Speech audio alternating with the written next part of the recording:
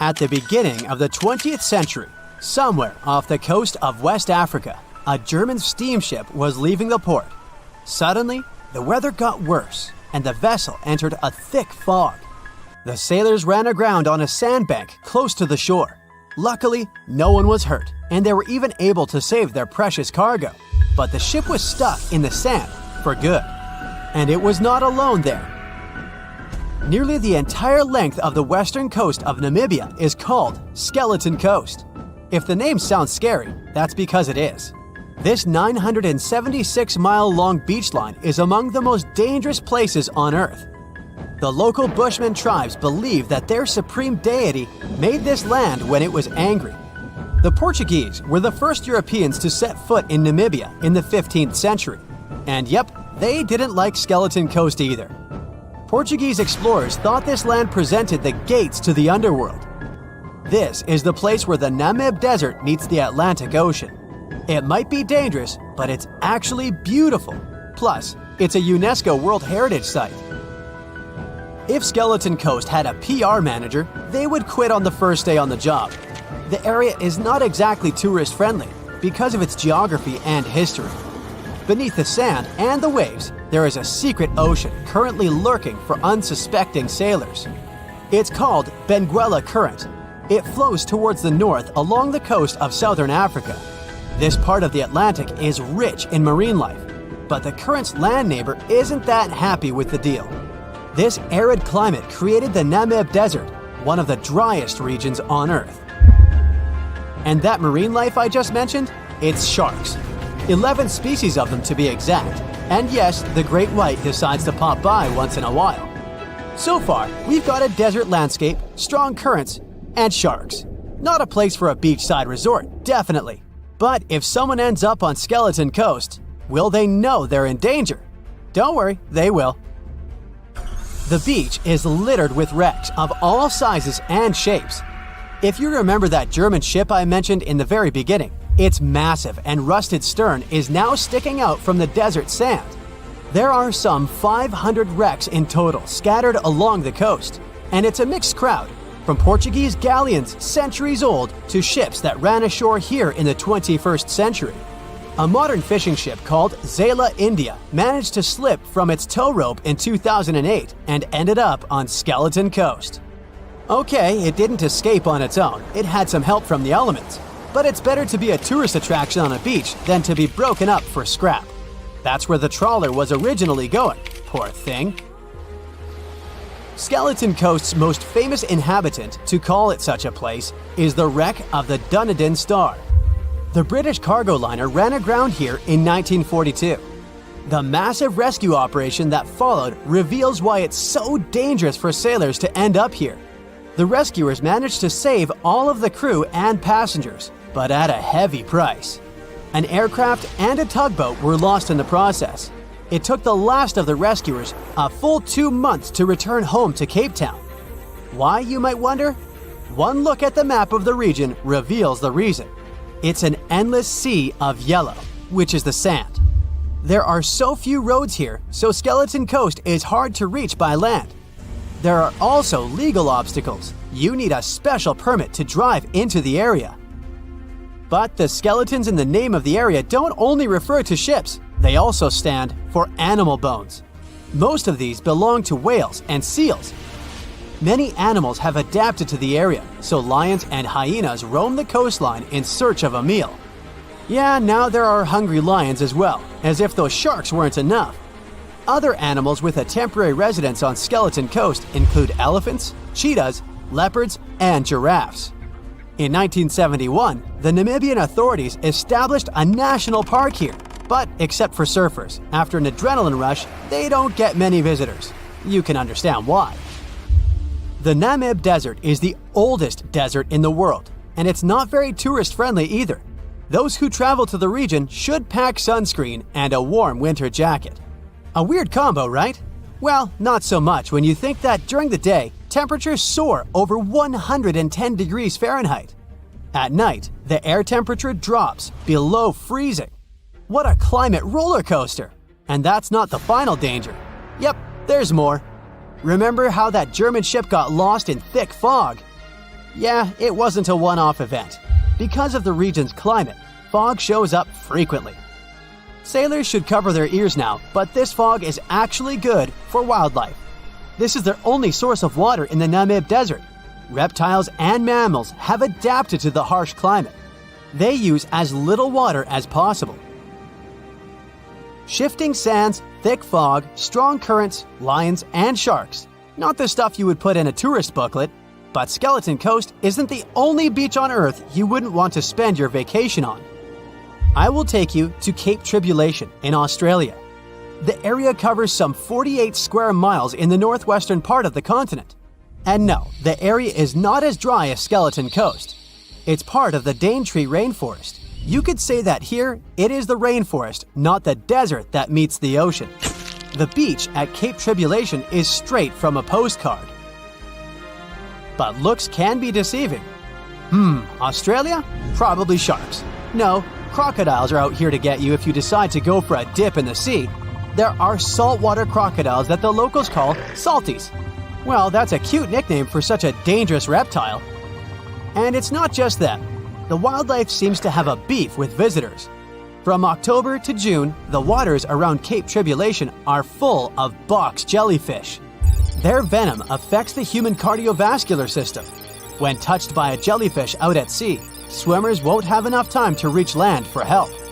Vinegar helps neutralize the sting, so you might want to keep a spare bottle in your luggage.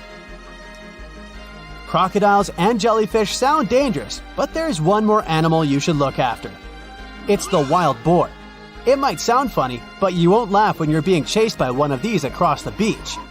21 million wild boars live in Australia. They're mostly active at night, making it even more dangerous if they charge at you. The best defense is running in circles. Wild boars can't cut corners well. That's probably why we don't see many of them taking up careers as race drivers. Cape Tribulation has one last danger installed for you, and it's not an animal. Out here, even the trees are plotting against visitors. The stinging tree got its name for a reason. If you try to pick one of its beautiful red berries, it'll fight back. Its prickles are like tiny glass shards. The less than pleasant effect on your skin will last for a month. Then there is this wait-a-while bush. Who keeps naming them like this? This long vine has spikes that grab hold and just don't let go. They are so strong they can pull a human off a horse. You'll have to wait for someone to come by and save you from this thorny grabber. If you are about to cross this Australian beach from the vacation list, hold on for a second. Tourism is booming here. The local authorities have restricted access to all of the danger zones. Visitors go swimming in dreamy water holes that are surrounded by lush vegetation. There are even ropes to swing from. Now, that's a beach you can finally relax on. A ship is traveling across the Atlantic Ocean when a storm starts. At first, the situation doesn't seem to be very bad, but soon, people on board the ship realize that the storm is intensifying. Waves are huge, and nothing can save the ship. It's starting to sink. On board, there's only one lifeboat. Sadly, it can only hold one person. The captain is in a terrible situation. He needs to decide which passenger can be given a chance to survive. Besides the captain, there are 8 people on board. Some of them seem to be lovely. Others look like villains. But you might not know the truth until it's too late. The first passenger is Alex, a 28-year-old talented artist. He's just had his first international exhibition and is boasting about that left and right. He claims to dream of inspiring the world with his art, but did I mention it's his shy twin brother who painted those masterpieces? And Alex just steals his shine? Next is 23-year-old Maria, who's 8 months pregnant. She's quite spoiled, often behaves unreasonably, and treats the staff on board badly. She's traveling home to her husband, but little does he know that the kid is not his, but his best friend's. And she's been cheating on him since forever. Though we can't let this innocent soul perish, can we? Despite his untidy appearance, this 65-year-old scientist, Professor Marcus, is a leading researcher in the field of gene therapy. He's working on a breakthrough that could save millions of lives, but there are skeletons in his closet too. It's been 15 years since anyone saw his wife, Judith. Does Marcus's scientific progress have something to do with the mysterious disappearance of his wife? Dr. Anna is 34 years old. She's a surgeon who saved hundreds of lives during natural disasters. She succeeded as a doctor, but failed as a parent. Her 3 daughters live with their dad and don't want to hear anything about their mother. 78-year-old Teresa is a widow whose family gave up on her because of her bad temper. She's traveling for the last time in her life to visit her late husband's grave. A little boy, Mark, is just 7 years old, but his unruly character has caused a lot of arguments between the other passengers. He's traveling alone since his parents are supposed to meet him on the shore. This brat's parents are too busy working, so he gets more and more uncontrollable. Who knows what he'll be capable of doing in 10 years or so? A robot android, Alpha 3, is also on board the ship. It has an artificial intelligence created to assist in expeditions. It can also control the ship in emergency cases. And the last passenger is Emily. This beautiful and charming woman is 30 years old. She lives off of powerful, old, rich men and has enough money to burn. She hasn't worked a single day in her entire life and just travels the world. To make his choice, the captain invites each of the passengers to listen to their stories. He asks each of them just one question. Why would you be the one to survive? Alex says, "You see, my art can inspire and change the world. Looking at my works, they help people see the beauty of life, especially during difficult times. I must continue living. I have so much to show through my paintings." Maria answers, "Can't you see that a new life is growing inside my body? It's me and my unborn kid who must survive. We risk losing a talented doctor or an artist in the future. It's not just my life we're talking about." Professor Marcus says, "My work is not finished yet. It might save thousands of lives. I'm close to a breakthrough and I need to live to make it." Dr. Anna says, "My hands save lives. I have proven many times that I can do the impossible in extreme conditions. The world can't lose my skills and knowledge." The elderly woman begs, "Please, you must understand me. I might have lived a long life, but I want to see my husband's grave." Mark says, "I'm still a kid. My parents are waiting for me at home. I want to hug my mom and dad." Alpha 3 states that it was created to serve and help people. Its ability to analyze situations and make rational decisions in a crisis can be used to prevent future disasters. Emily admits, "Look at me. Doesn't every person have their unique value? I'm young and beautiful, and I have a lot of potential. Surely you see it." The captain is desperate. How can he, a mere mortal, decide who should live and who he should take this chance away from? After pacing his cabin and hitting the walls with his fists, he decides to estimate passengers' value and see how useful they are. Alex, as a talented artist, can influence society through his art, providing inspiration for thousands of people who will see his masterpieces. But no one knows where his ego can bring him. Plus, remember who the real artist is. Saving Maria means saving her unborn child. But however cynical it may sound, the contribution of these 2 lives to the future of society is assumed, but not guaranteed. What if that child grows up to become a criminal? Professor Marcus can indeed provide significant benefits to society through his scientific research, but he isn't young. What if he doesn't live long enough to finish his work? Dr. Anna is a surgeon. She's already saved a lot of lives and will definitely continue to do so in the future. Her ability to provide immediate medical assistance in critical situations makes her one of the most valuable candidates for survival, since she can directly and regularly save lives. At the same time, she is a terrible mother, and it'll definitely influence the lives of her daughters. Teresa is living history and experience, but unfortunately, her ability to continue contributing to society is limited. In simple words, she's old, and we don't know how much time she has left. Mark is in a similar situation. He has the potential for a long and productive life, but his immediate contribution to society is limited. His survival is based on the potential for future contribution, which is difficult to estimate at the moment. Alpha 3 can provide valuable technical assistance and functional support, but as a robot, it does not add to human well-being directly. As for Emily, despite her beauty, her achievements are minimal. On the other hand, she's only dating wealthy and influential people, and thus has a lot of influence on society of her own. Now, from the perspective of how much profit each of the passengers can bring, saving Dr. Anna seems to be one of the most logical choices. Her knowledge and skills can save many lives in the future, which means the greatest good for the greatest number. But let's have a look at the captain's choice. In the end, after listening to all the passengers and pressed for time, the man decides to save Emily. Can you figure out why he's made such an unexpected choice? Write your answer in the comments below. You can also pause the video to think it over. Okay, I suppose you're ready for the answer to be revealed. You see, even though each passenger presented very compelling arguments for why they should be saved, the captain was particularly moved by Emily's charm and attractiveness. And even though there were more logical candidates in terms of utilitarianism and humanism, the captain succumbed to his personal feelings and preferences, which influenced his decision.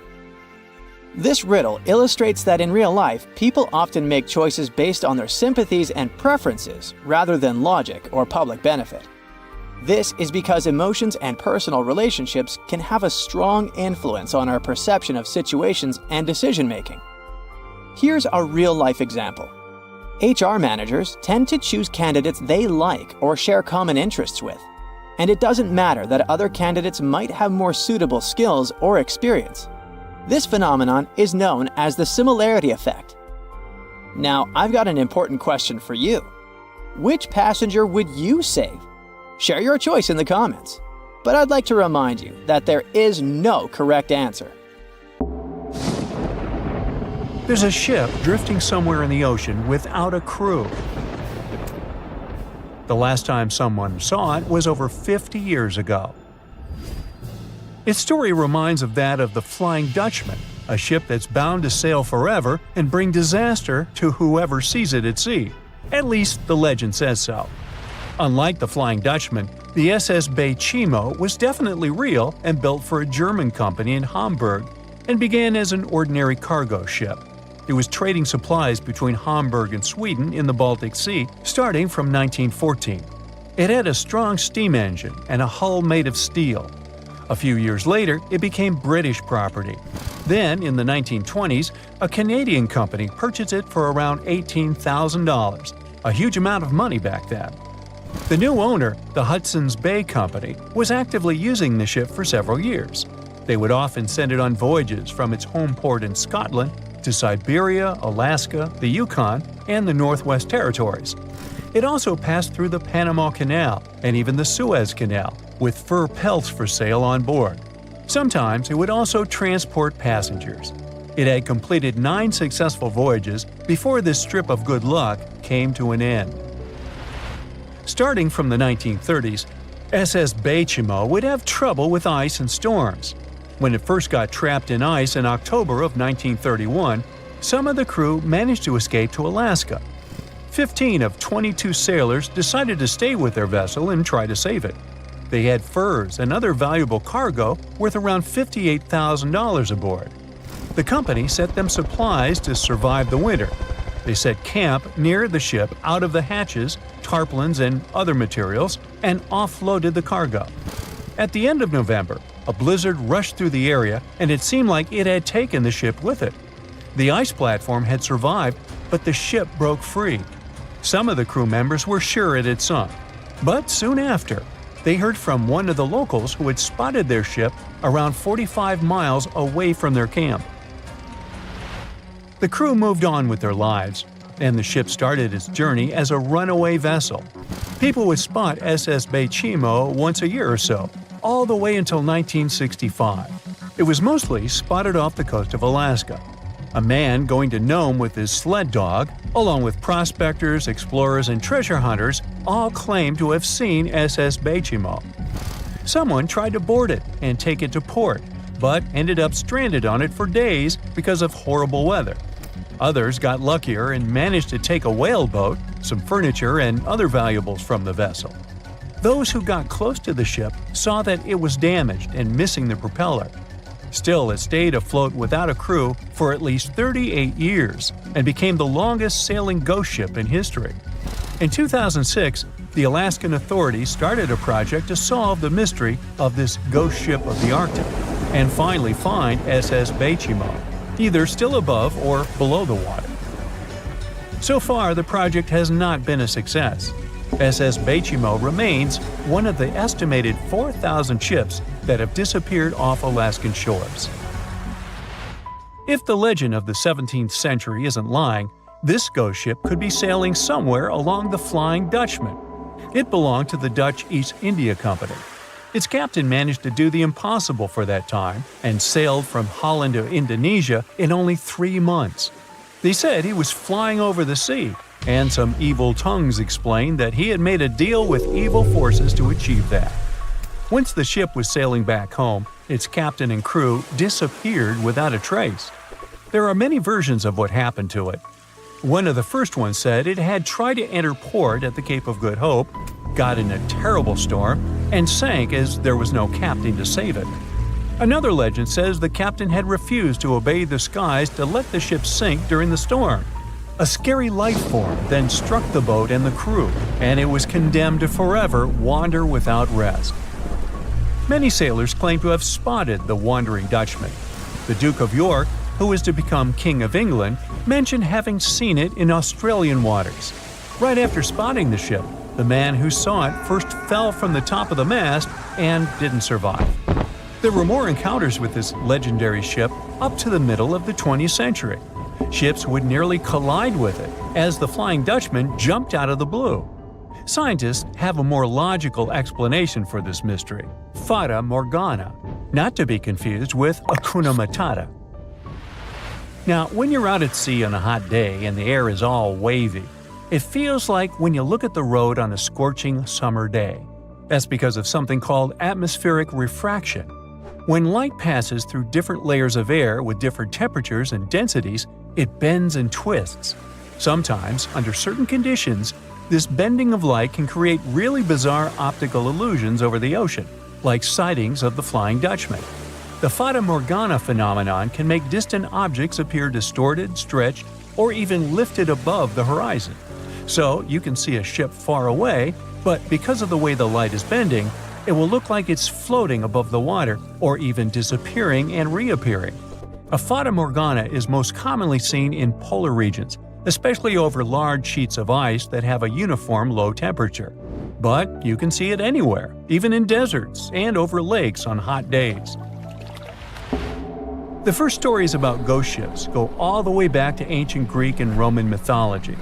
One of the most famous ghost ships in history is the Mary Celeste. This brigantine was traveling from New York City to Genoa and was fully stocked with provisions, but missing a crew when it was discovered in the Atlantic Ocean in 1872. The crew's personal belongings were also there, completely undisturbed. The final entry in her log was made 10 days earlier. We still don't know what happened to its crew, and the ship has inspired many spooky stories and legends. The Lady Lovibond was another legendary schooner that is believed to have been wrecked off the coast of Kent in the middle of the 18th century. The story tells that the ship's captain, Simon Reed, had just got married and took his bride on board for a celebratory cruise, despite the superstition that it could bring bad luck.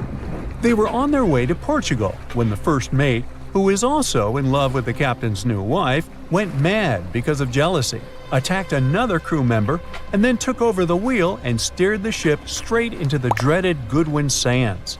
No one aboard survived, and the schooner is said to reappear as a ghost vessel every 50 years.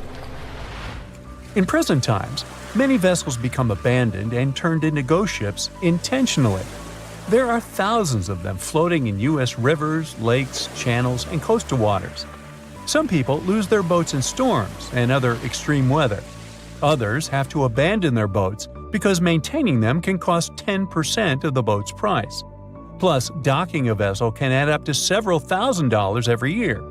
Most boats have been made of fiberglass, so an owner can't just recycle them as scrap metal.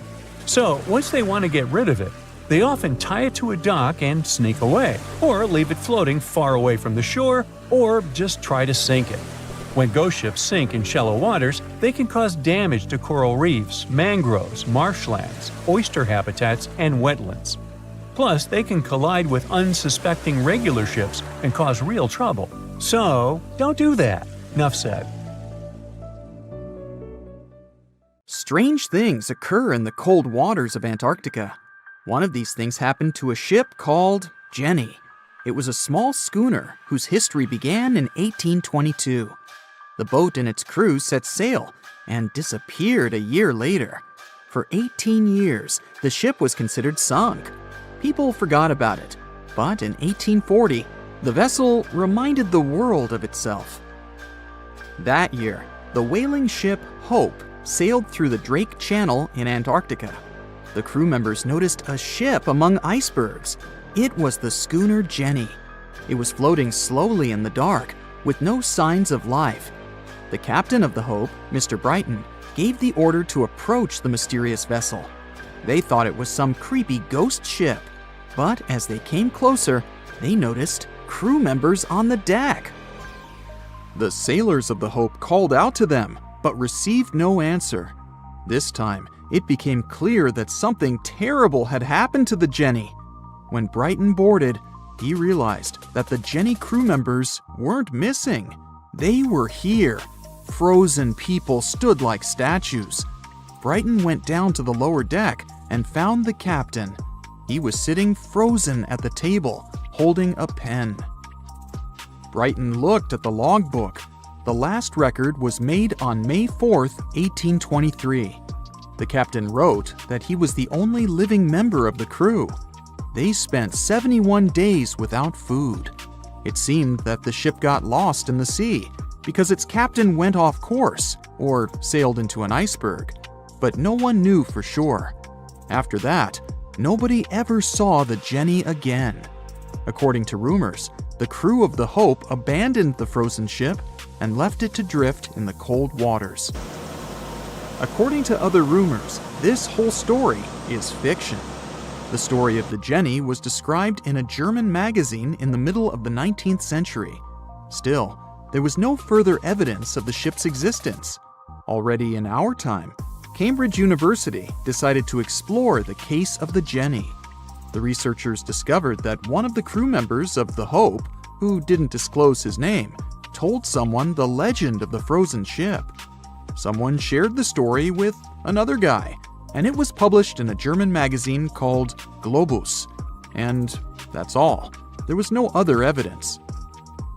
One of the most famous ghost ships was the Mary Celeste, and there's no doubt about its existence. The history of this vessel was documented in court.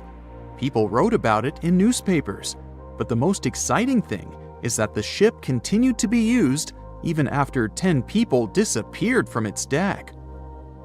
The history of the Mary Celeste began in Canada in 1861. When it was first built, the ship was called the Amazon. It changed captains several times, and it also hit some rocks. The boat was sold, bought, then sold again, repaired, and sailed under the name Mary Celeste. In 1872, it had a new captain, Benjamin Briggs. He was a decent, brave man with a lot of experience in navigation. He had a beloved wife, a daughter, and a son. When he went on his last voyage, he took his wife and daughter with him, and his son stayed in America. In November of 1872, the Mary Celeste sailed from the port to New York with 10 people on board and disappeared. 8 days later, another ship, the Dei Gratia, also left New York and followed the same route. Dei Gratia's captain, David Morehouse, noticed the Mary Celeste and immediately realized something was wrong. The ship was moving too freely, as if no one was controlling it. The captain tried to contact the crew members, but no one answered him. Then, together with other sailors, he climbed aboard the Mary Celeste. The ship was in good condition. There was no damage. The hold was slightly filled with water, but it could be easily pumped out. Everything seemed fine, but one lifeboat was missing. The crew members' valuables were in their cabins. The cargo was in the hold. The supplies of water and food were untouched. Judging by the records in the logbook, the ship was caught in a storm, but it was not too strong. Other ships also sailed through this storm, but nothing bad happened to them. The last record was dated November 25th, and it claimed that everything was fine. The sails of the Mary Celeste were slightly damaged, but perhaps it happened after the crew had disappeared. The whole ship was in excellent condition, but what made the people leave it? Part of the crew of the Dei Gratia stayed on board the Mary Celeste to bring it to dry land. Everything went well. They delivered the ship to the closest port. Next, the captain of the Dei Gratia appeared before the court and told about what had happened. However, the prosecutor and the judge didn't want to believe in the story of the Mary Celeste. They were sure the captain got rid of the ship's crew to get money for its cargo.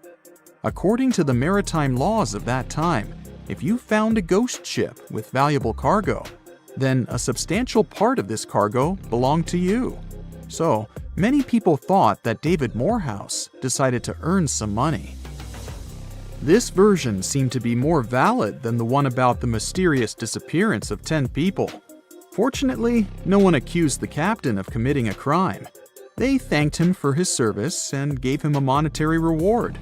However, his reputation was damaged, which greatly affected his career, as many believed he attacked the crew of the Mary Celeste. But even after this terrible case, trial, and investigation, the story was not over. The Mary Celeste was still an expensive and efficient vessel. It sailed several times, but then one captain crashed it into the reefs to get insurance.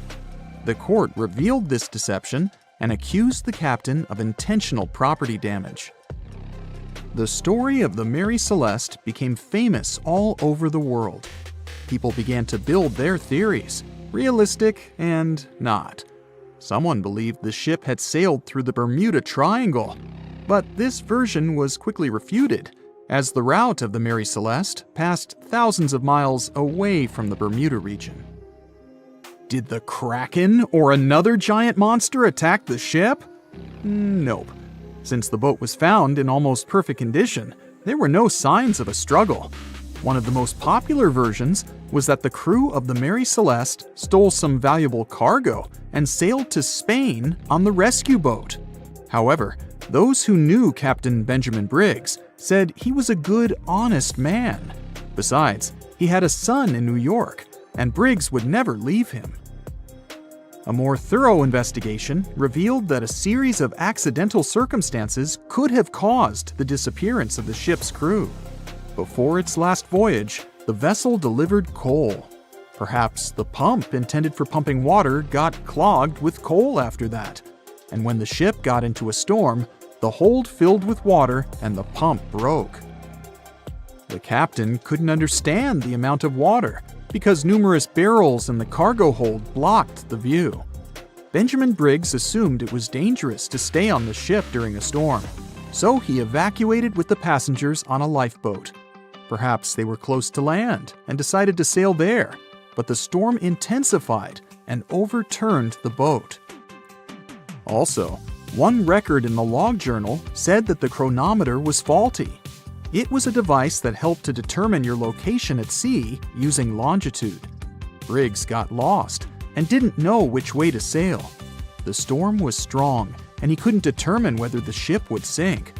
Perhaps Briggs decided to leave the ship in a rescue boat when he saw the coast of the Azores. The uniqueness of this ghost ship case is that, unlike many others, you can investigate it yourself. There's a lot of information about the Mary Celeste on the internet. There are documentaries and research articles. Perhaps you'll be able to notice something that others haven't seen and solve the mystery of the disappearance of 10 people. The movie Jaws came out in 1975, and since then, people have been terrified of sharks. Some people fear seeing a great white's head come out of their showers, not to mention the fear of running into one at your local pool.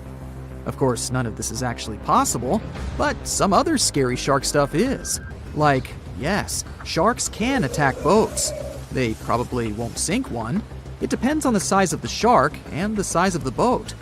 Today, we're diving deep into the facts and myths about the sea's biggest predator. It was the year 1953.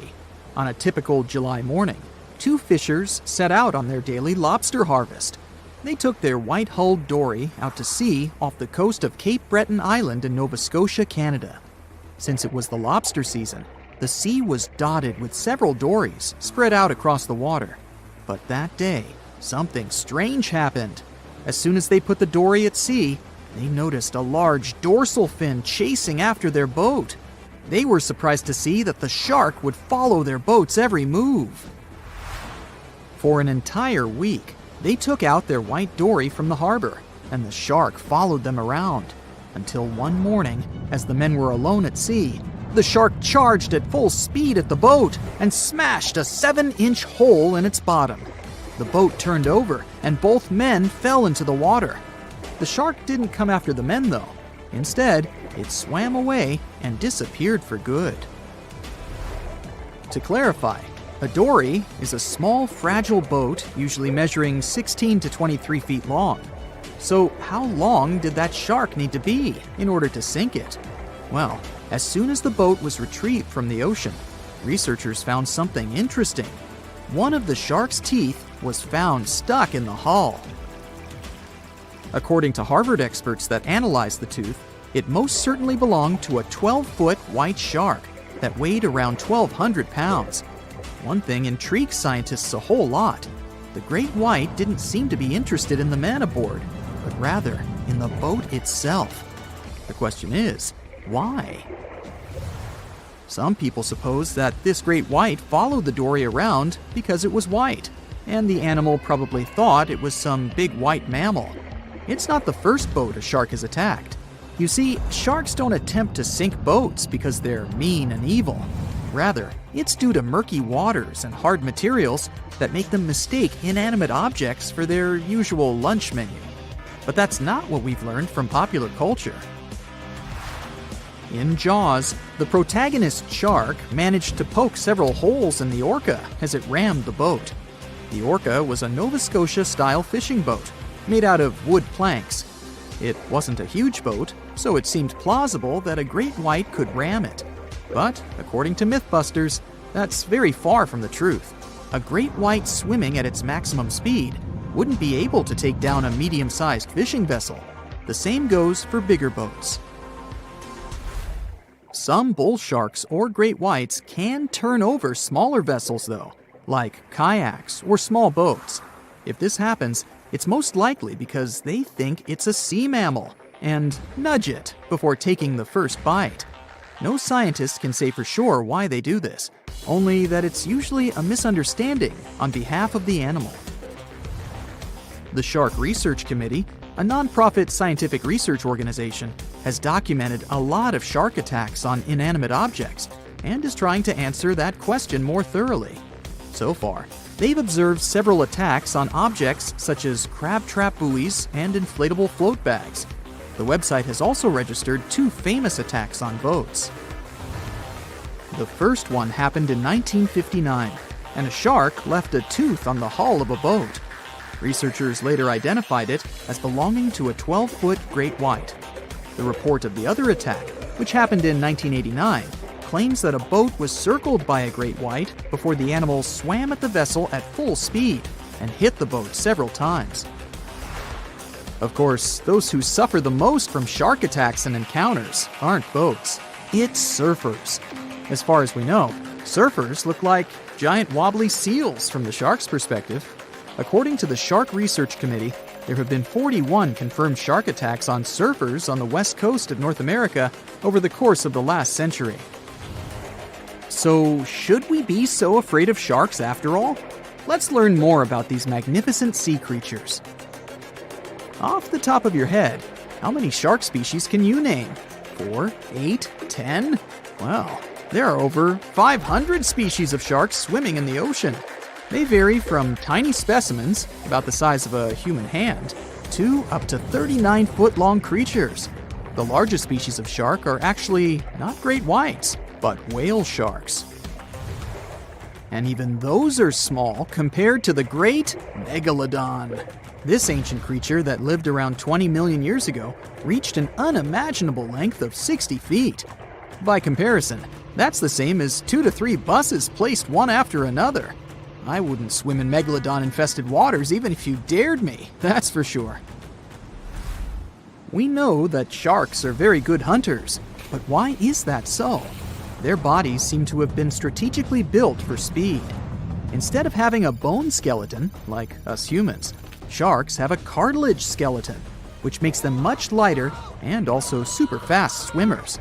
Each species of shark hunts depending on its nutritional needs. So, shark species that grow to an average of 3 feet have a diet based on fish. The ones that grow bigger start feeding off of bigger sea animals, such as sea lions and seals.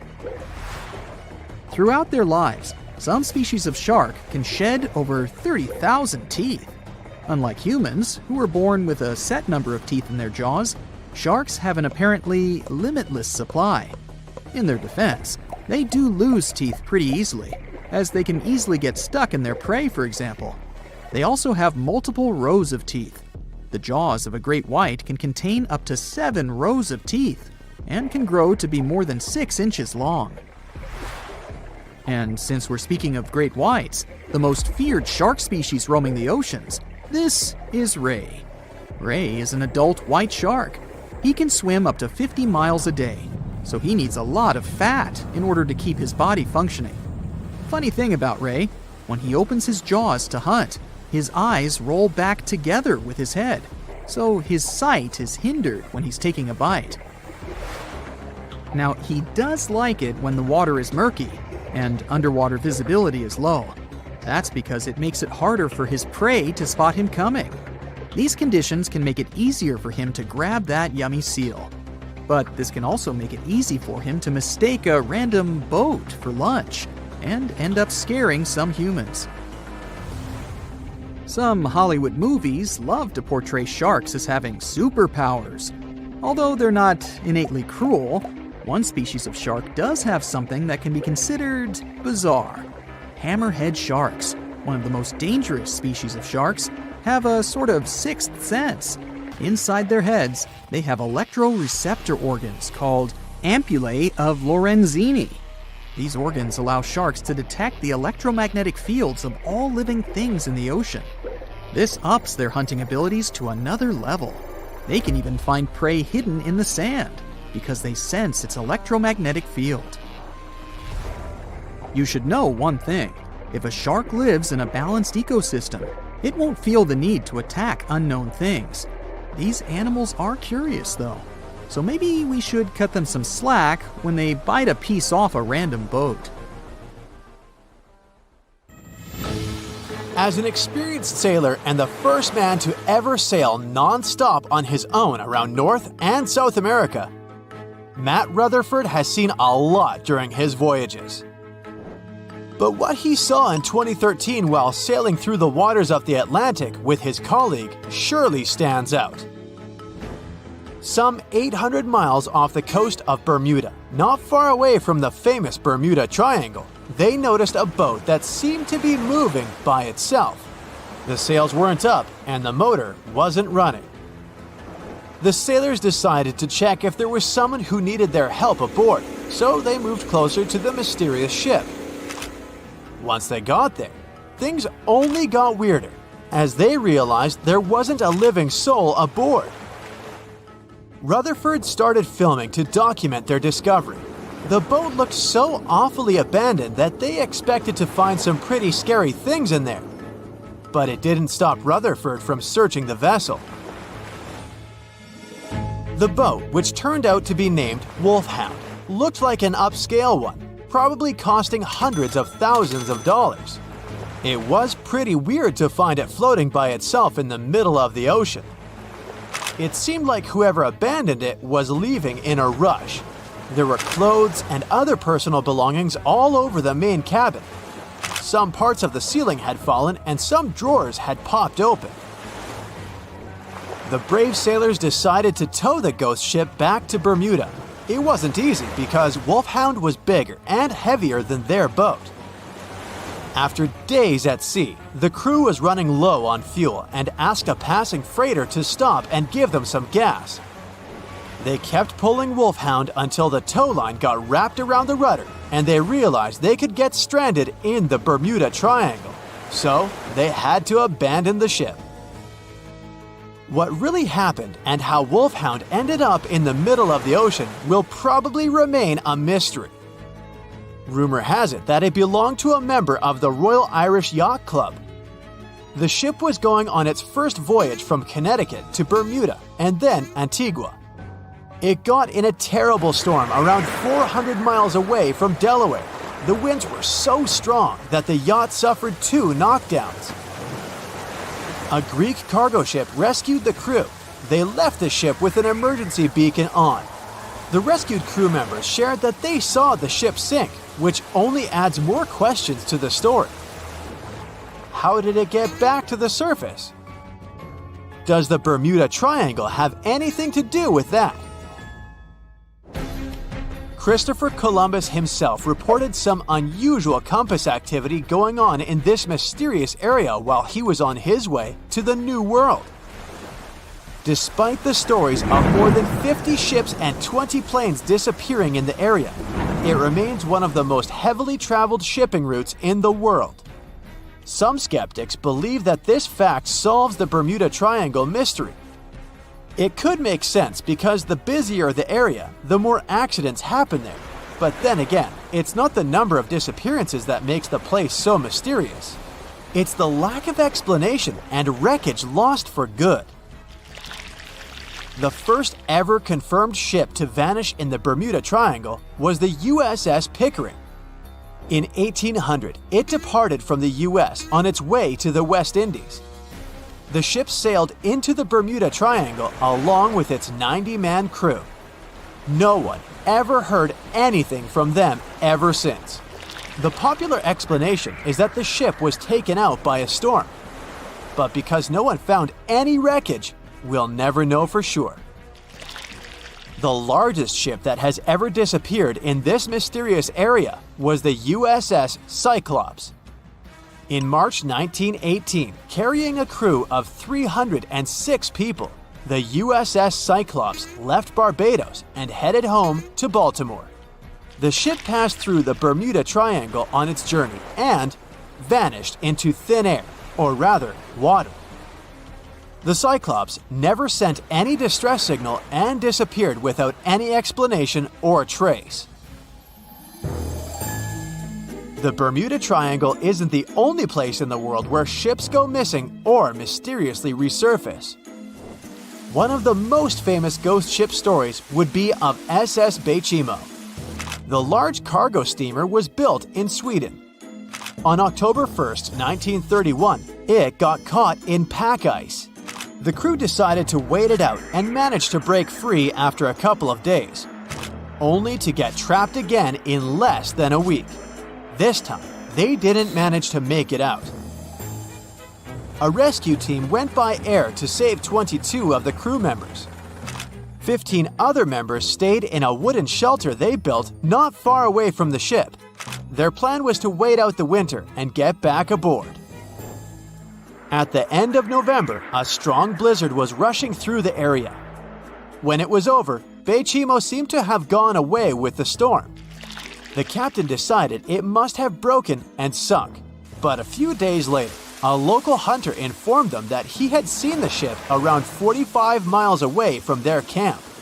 The crew managed to find the ship and took the most valuable cargo from its hold. They had fears that Behemoth wouldn't live through that rough water, but it did manage to survive after all.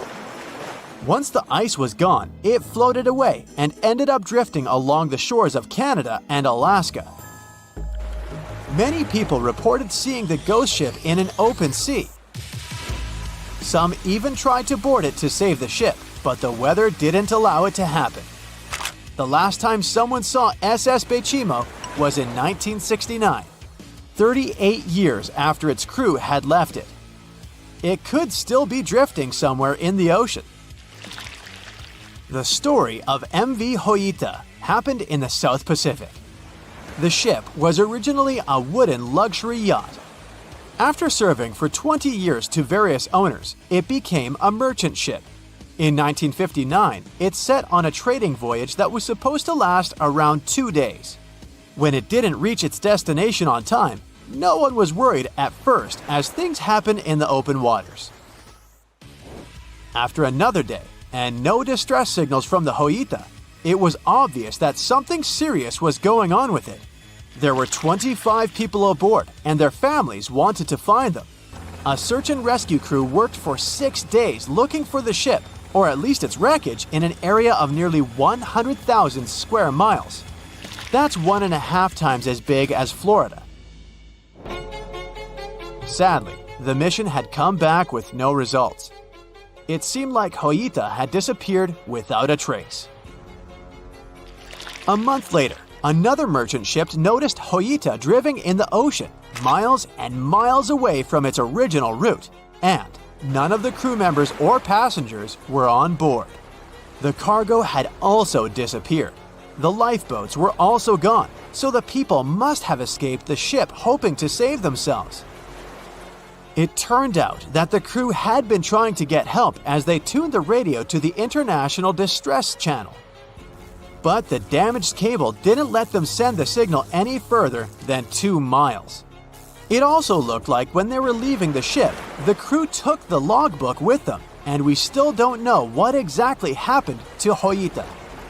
Family members of those who were on board are still looking for answers.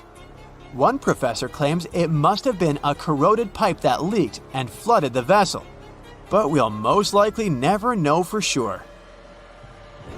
In the Pacific Ocean, near Japan, there is an area nicknamed the Devil's Sea. It's believed to be one of the 12 vile vortices around the Earth.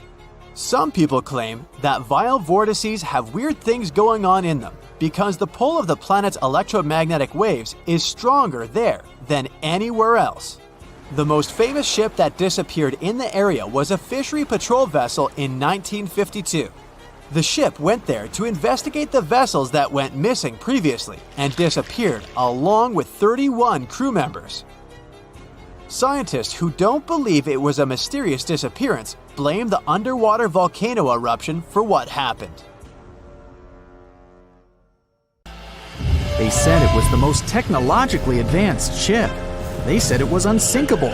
And when it sank, they made a movie about it. These were the main reasons why the Titanic disaster became world famous.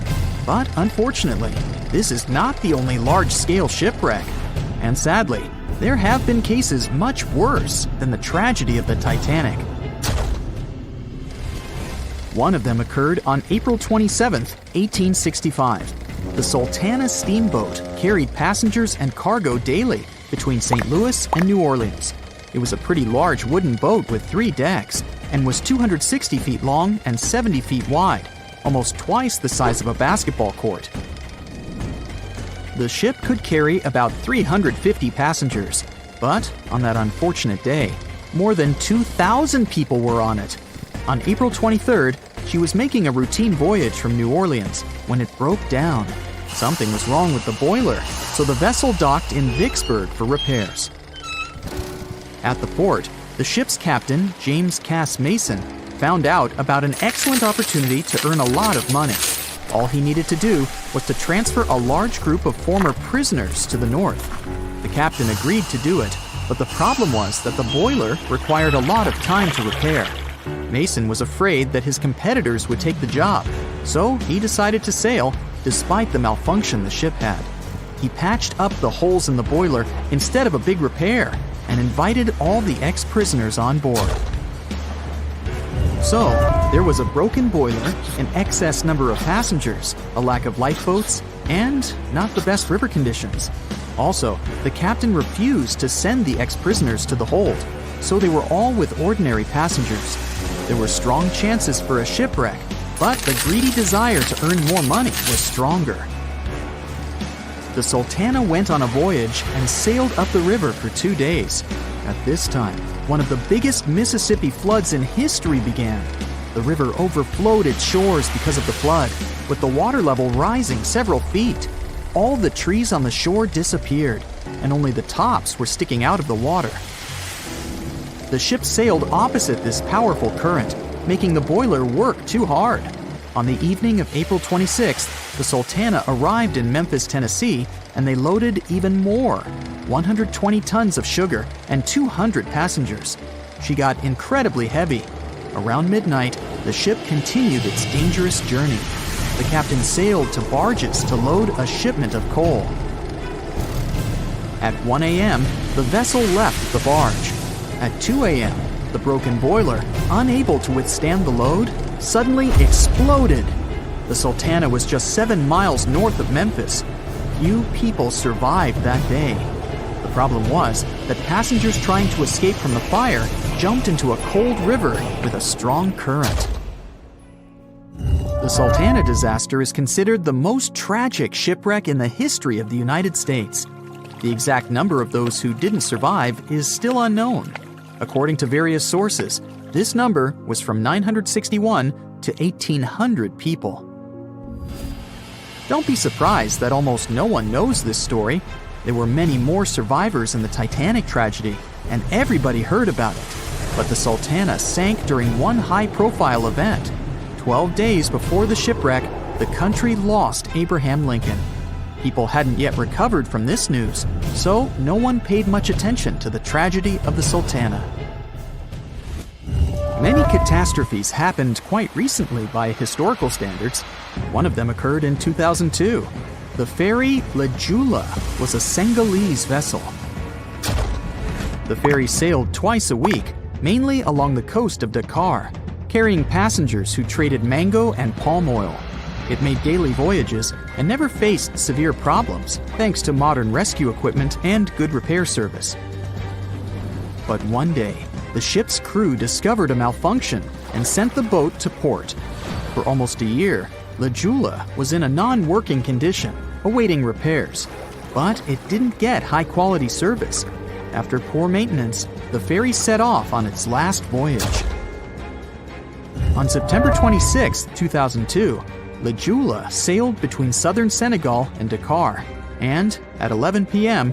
headed toward Gambia, where a strong storm began. The wind raised high waves, but this wasn't critical for the large passenger ship unless the number of people on board didn't exceed the established norm. La Jula was supposed to carry about 500 passengers, but had many more people that day.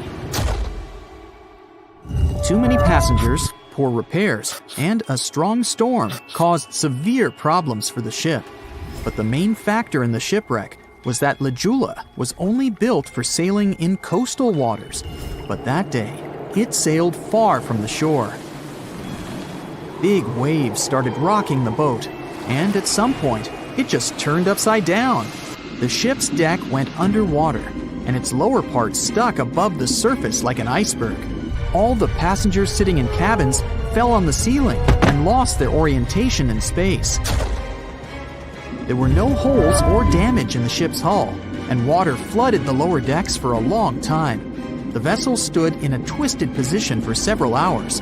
Then, the boat began to sink when the water seeped through the deck and hold. The ocean was warm, but no one came to save the passengers. People had to wait almost 4 days to be rescued. Unfortunately, only a few managed to survive. The Philippines is a very dangerous area for ships. This place consists of several thousand islands and a vast area with shallow water. Ships can run aground and damage the hull with reefs and pitfalls. On September 20th, 1987, one of the most terrible disasters in navigation history occurred there. A Philippine passenger ferry called Dona Paz left one of the islands and sailed toward Manila. The sun was shining, the ocean was calm, and the visibility was good. But for some reason, the crew members didn't notice how the tanker Vector was approaching them. The two ships collided at low speed. The collision wasn't strong, but the problem was that the Vector had tons of oil on board, and the Dona Paz crashed into the cargo hold where that oil was stored. So it spilled all over the ocean, and then a spark slipped through. Not only did the two ships catch fire, but also filled with water. Both ships sank in a matter of seconds. Only a few dozen people survived that disaster. On September 27, 1854, the passenger ship Arctic sailed from Liverpool to New York. The fog came rolling down, and visibility got really bad. Another boat appeared out of the thick white haze, the French steamer Vesta. The ships were close enough to each other that a collision was inevitable. The French vessel was smaller, so it seemed to the Arctic's captain that Vesta had received a lot of damage. And while he was staring at the other ship, his boat got quickly filled with water. The captain gave the order to sail to the shore as fast as possible, but the ship's engines stopped working because of the flood. Then the ship's crew started to lower lifeboats with women and kids. Still, when rescuers found lifeboats with people, it turned out that only 87 out of 400 people survived, 65 crew members and 22 passengers. Surprisingly, there were only grown men among them. The ship's captain survived by clinging to the wreckage. All newspapers wrote about this story as one of the most terrible and shameful tragedies in navigation history. The survivors were criticized because they didn't save women and kids, and the crew members were accused of violating the law, since the safety of passengers should be higher than the safety of sailors. But despite this, none of them were brought to responsibility. Unfortunately, shipwrecks still occur to this day, but fortunately, there are fewer of them than before, thanks to modern navigation systems and radar. But no technology can guarantee there won't be a super strong storm or any other emergency that no one can foresee. More than 25 million people boarded cruise ships globally back in 2017. It may not seem like a lot, but that's more than the total population of Belgium. It's a great vacation alternative with an added bonus. You can sample various different destinations for future time off in one single trip. If you've already booked a trip on a cruise ship, but you still have no idea what you should pack, start with some research on your specific cruise location. Either way, be sure to bring deck-friendly shoes that are low-heeled. Also, add a pair that's comfortable to walk on larger distances for the days spent ashore. Depending on the season, you might want to add a few swimsuits too. If you're on any type of medication, make sure you bring it with you in its original packaging. If you're a light packer, don't worry. Most cruise ships come equipped with laundry rooms. They're kind of pricey, especially if you want your garments to be washed, ironed, and folded for you. But it does save you the extra hassle of packing more clothes or washing them for yourself. It's really important that you check in with your credit card company before boarding a ship, more so if your itinerary includes one or more foreign countries. Your credit card might get frozen if there's any unusual activity on your account. Most of these companies have algorithms that get triggered once there are charges from different countries in rapid succession, which is exactly what you'll be doing on a cruise ship. Letting them know beforehand saves you the embarrassment of having your card declined at some fancy restaurant. To make sure you get the best room, before booking it, check out the ship's deck plan. It should be available on their website. If it's peace and tranquility you're looking for, don't go for the rooms directly above or below any of the ship's entertainment points. Also, if you have a history of getting seasick, try to skip the rooms that are available at the front of the ship. Rather, go for those located in the middle of the ship on a lower deck. You'll feel less movement. If it's your first time going on a cruise, you might be surprised to know that some cabin rooms don't have windows. Before making a reservation, make sure to check out all the amenities of the room you intend to book. Most cruise liners add a bunch of pictures from the common rooms on their reservation pages, and it might be a bit confusing as to what you're getting exactly for that specific price point. Also, some rooms on board are quite small too. If you don't like to sleep in small spaces, you might want to upgrade to a larger room, even if it's a bit pricier. You can always split the cost with a friend if they want to join you on the cruise. With the help of modern technology, even if a specific location doesn't have windows, it doesn't mean you can't watch the waves. How, you might ask? Fancier cruise ships feature a secret, added bonus. In the areas with no access to sunlight, specialists have built virtual balconies. These high-tech screens work by showing you what's going on outside in real time. They have an added benefit too. In case of bad weather, guests can still have a feel of the outdoors, without the wind or rain ruining their hair or their outfit. It may not be the real deal, but it still beats getting claustrophobic on board. Planning on going on a budget cruise? It might not be such a bad idea, especially if you're on the lookout for last-minute upgrades. You might even end up vacationing like a millionaire without having to spend money like one. These upgrades sometimes include things like a private balcony in your room, maybe some spa services, or even better prices for high-end meals. If they aren't all booked by the time people board the ship, they might be open for the rest of the passengers for way better prices than initially listed. There might be hidden freebies on board if you pay close attention. Things like complimentary pastries on board late in the morning or a late-night cup of tea on the house might be some of the things offered to guests. You only need to ask. You might want to check out what other tourists are doing. Some people with more experience cruising can offer pretty great tips and tricks. Don't be afraid to start a conversation if you see someone getting something for free. Some cruise ships do go all the way on the fancy dial. They even have exclusive areas designed for guests staying in expensive suites. Most of the time, they're located at the top of the ship. On one particular cruise, these types of guests have designated staff members called royal genies, which are similar to butlers. They can cater to just a few cabins. Since the cruise line wants to divert other guests from asking them various questions, which will take time away from their assigned guests, the genies do not wear a name tag in public areas. Most common areas of cruise ships do require travelers to follow a dress code, but if you do your research in advance, you might find that some areas are more relaxed when it comes to what people need to wear.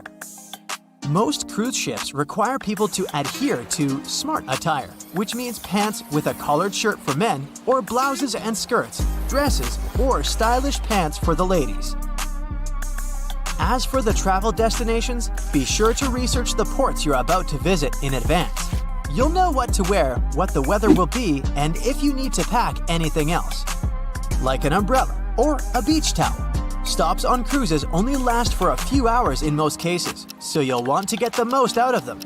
If that specific location includes museums or art galleries you want to add to your checklist, be sure to book in advance so you don't waste time waiting in lines. Some cruise ships even provide their guests with private tours of the ports they're about to visit. Do make sure to book them in advance if this is something you might be interested in, as the list gets pretty full quite fast. Independent tours are a bit more private. You can spend time with your tour guide and even ask more questions. Always remember to put your phone in airplane mode while on board. Most cruise ship horror stories involve cruising newbies that ended up paying thousands of dollars in cell phone charges while on ships, just because they forgot to turn it off. If you're the type of person that can't switch off their phone, be sure to check with your cell phone provider before traveling internationally. Some can provide special plans for limited amounts of time, without extra charges. You'll be free to chat, call, or browse YouTube videos without worrying you'll end up paying a fortune. Most cruise ships also provide you with complimentary Wi-Fi or Wi-Fi packages that can be purchased in advance, which are way more affordable. You can stick to communicating with your friends and family back home via FaceTime or Skype. People that have heard about the Titanic tragedy will always wonder what might happen if something goes wrong while on board. Let's take lifeboats, for instance. The Titanic had a mere 20 lifeboats on board, which were tragically not enough to fit all the passengers after the ship hit the iceberg. Some fancy cruise ships these days have an even lower number of lifeboats, anywhere from 15 to 18. Sounds strange? Well, not really, given the fact that each lifeboat can accommodate up to 370 people. Even the largest ships, which have an estimated capacity of 8,000 people if fully booked, including tourists and staff, are safe in case of an emergency.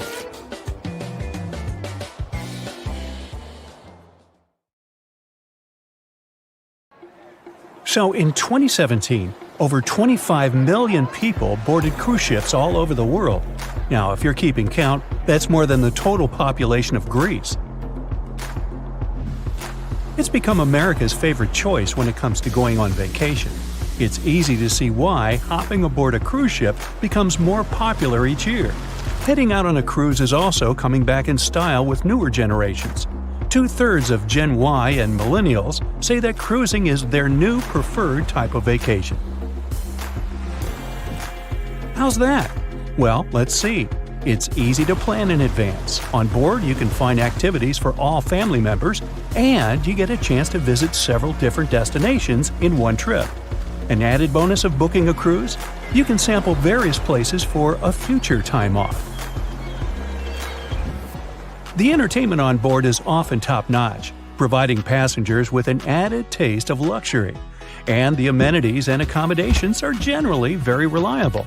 Not to mention that it gives tourists that feeling of actually getting away from everything that people strive for while out of the office. Royal Caribbean International is one of the largest cruise lines in the world, with just over 19% of the cruise market as of 2018. Its current fleet is divided into many different classes of ships, including the Voyager class, Radiance, and Quantum. The latest addition to the Royal Caribbean International's impressive fleet was built in 2018. Wonder of the Seas is now the largest cruise ship in the world. Since this spectacular liner has just had her maiden voyage in March 2022, let's look at some of the incredible perks it has to offer its passengers. For starters, the boat is so big that it had to be split into neighborhoods. Well, it figures since Wonder of the Seas can accommodate almost 7,000 passengers. Fond of New York? Well, no worries. Wonder of the Seas has a central park of its own, with an estimated 10,000 plants to check out. The ship's central park is a feature of all Oasis-class ships, being one of the so-called neighborhoods. Let's look at some other areas, shall we? Like this boardwalk, a place that includes an arcade, a candy store, and a sports bar. It's best suited for long walks. There's a pool and sports zone on Wonder of the Sea. These areas feature the ship's numerous pools and hot tubs. There are many activities to check out on the sports court. Then there's the Royal Promenade, or Promenade if you prefer. That's the main road on Wonder of the Seas, with bars, lounges, and places to grab a cup of coffee, or a luxurious latte. The entertainment neighborhood is the focal point for leisure activities on the ship. Here, guests can find a comedy club, an ice skating rink, and even a theater. The spa and fitness area is a tranquil zone with a huge array of treatments available. The fitness center is free of charge, by the way, so there's no excuse for guests to skip a leg day. An extra 8th zone was added to Wonder of the Seas. It's called the Suite Neighborhood. This is an exclusive area designed for guests staying in the suites. Oh, now I get it. It's located at the top of the ship.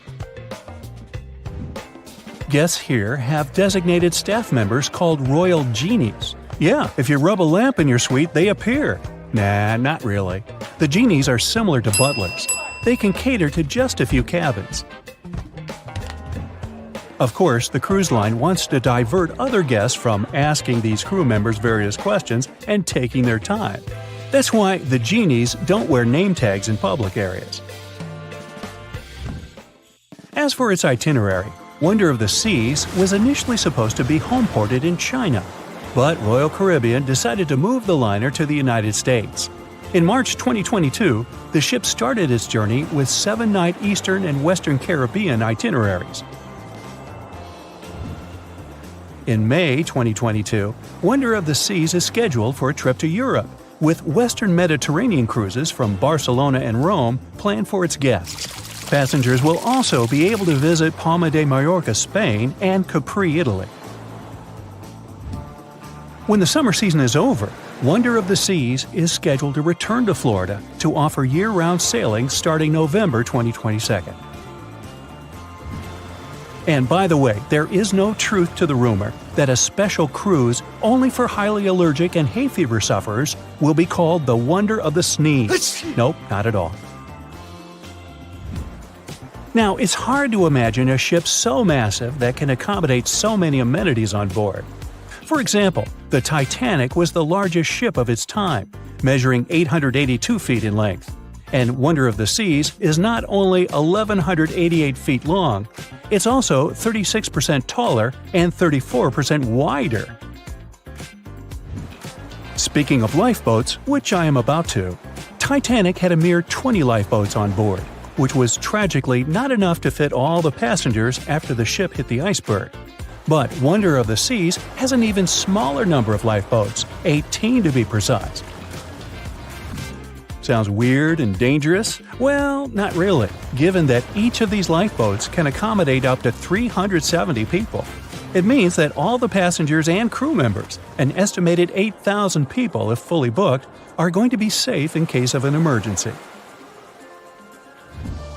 If we could somehow have a race between the two ships, well, Titanic was in fact the faster ship out of the two, beating Wonder of the Seas by 1 knot per hour. Cruise ship passengers today are more interested in the experience rather than the speed of the boat itself. That's why how fast a ship can travel is not an extremely important aspect nowadays. In terms of costs, Titanic cost around $7.5 million at the time of its construction. It's the equivalent of about $200 million today. How about Wonder of the Seas? Well, it cost a staggering $1.35 billion to build, making it 6 times more expensive than the Titanic. How about we compare ticket prices? Well, in this case, the least expensive ticket on Titanic was £7. It's about $1,000 today. The cheapest ticket on Wonder of the Seas is currently $423, but prices may vary depending on the location, season, itinerary, and how much you tip your royal genie. And I know you were going to ask, how about icebergs? Well, Titanic steamed in the frigid North Atlantic, where you had to be on the lookout for those. Wonder of the Seas will be cruising the balmy Caribbean, where the worst thing you can hit on is 17 and blackjack. Oops, busted. Anyway, set side by side with its other sisters from the Royal Caribbean Fleet, Wonder of the Seas is equally as impressive. The company's earliest ships could host about 2,500 people. This included passengers and the staff. Such ships were Splendor of the Seas, Legends of the Seas, and the smallest of them all, Thumbelina of the Seas. No, wait, that should be Empress of the Seas. Oops, my bad. The largest ships in the company's fleet can now house about 9,000 people altogether. That's almost 3 times the size and capacity of the earlier liners. Wonder of the Seas is one of them, as well as Harmony of the Seas and Symphony of the Seas. Are you seeing a pattern here? Yep, if you ever encounter a ship with Of the Seas in its name, it's safe to assume it belongs to Royal Caribbean. But if it's a can of tuna, it might actually be Chicken of the Sea. Hey, I like tuna. Now, choosing between cruise ships based on their size is like wondering if you should visit your local museum or the Louvre in Paris. It all depends on your preferences. Some families prefer small settings. Others are fan of large spaces that can provide everything they need. Historically, it's equally as exciting how far we've come in terms of maritime transportation. The SS Royal William, for example, was the first boat to ever make a transatlantic voyage almost entirely steam-powered in 1833. And it was a mere 160 feet long and could house roughly 155 passengers. And if the seas were calm, then they were housed less roughly.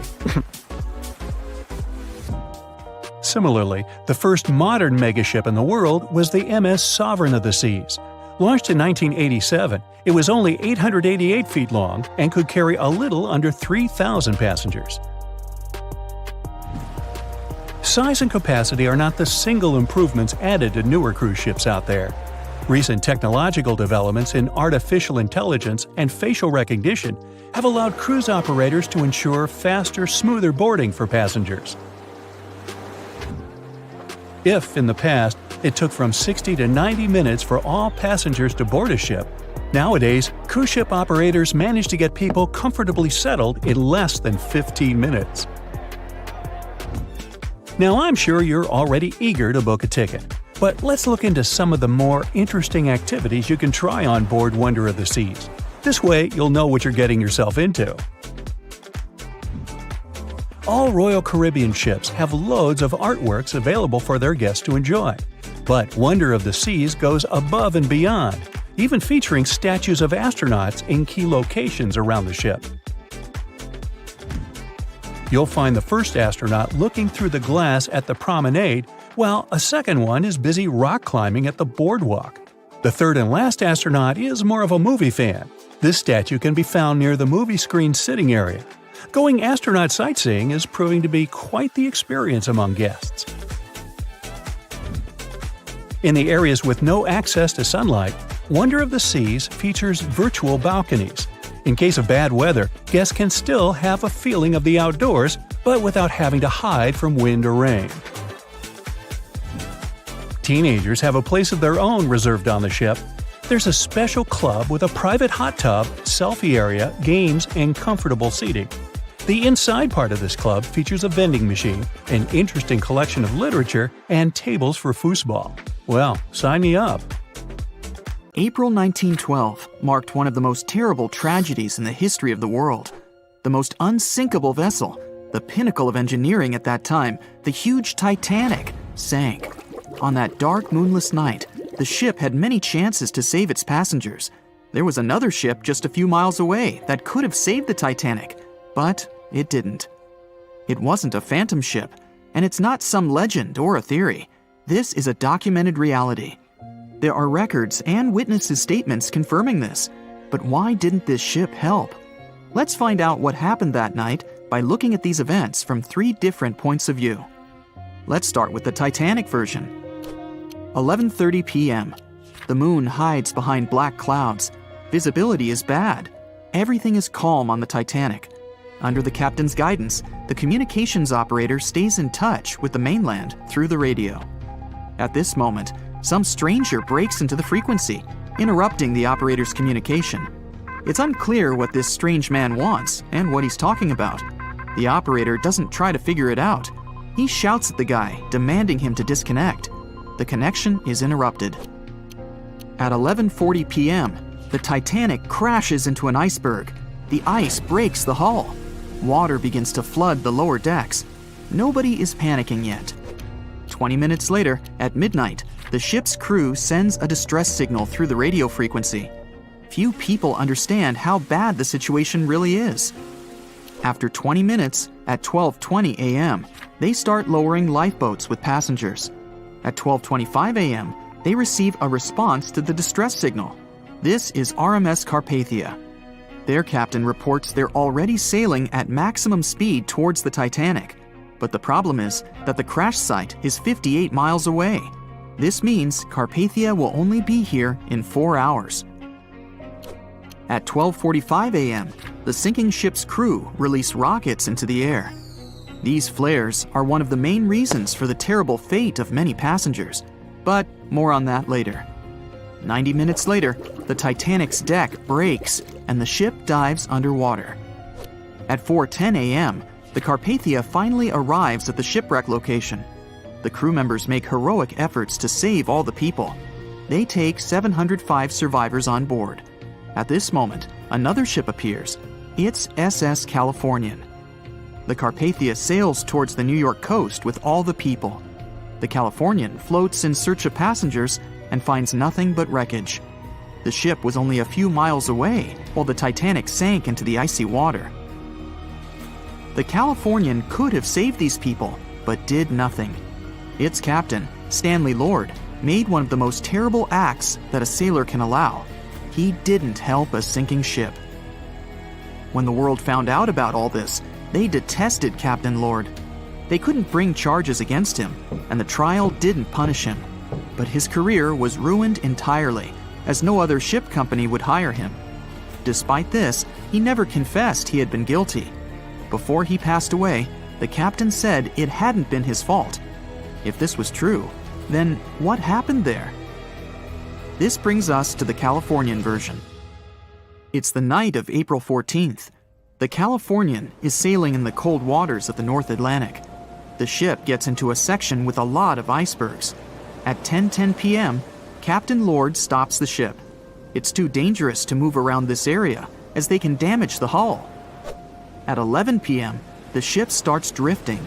It's impossible to move in such conditions with such poor visibility. The captain knows that the Titanic is coming here, so he orders the radio operator to warn the ship about the danger. Radio operator Evans turns on the receiver and tries to contact the Titanic. He spends about 30 minutes on it. The connection is finally established. At this moment, the Titanic radio operator is speaking with the mainland. Evans interrupts this conversation and tries to warn the ship about icebergs. The operator doesn't understand Evans' words. He's annoyed because Evans broke into the channel so brazenly. He shouts at Evans and cuts the connection. Tired, Evans turns off the receiver and informs his superiors about the incident. It's still a mystery how the captain reacted to this news. He probably thought the Titanic knew about the danger. He lets Evans go to bed. If Evans hadn't turned off the radio and waited 1 hour, he would have heard a distress signal from the Titanic. But you shouldn't blame him. At this point, he has no official reason to stay at the transmitter. Evans is too exhausted and can't fight drowsiness. So, Evans goes to bed. The Titanic begins to sink. Its captain sends a distress signal. The operator on board the Carpathia catches it, but the Californian doesn't, since the receiver is turned off. Captain Lord can't sleep. He feels that something is wrong. Meanwhile, the Titanic is rapidly sinking under the water.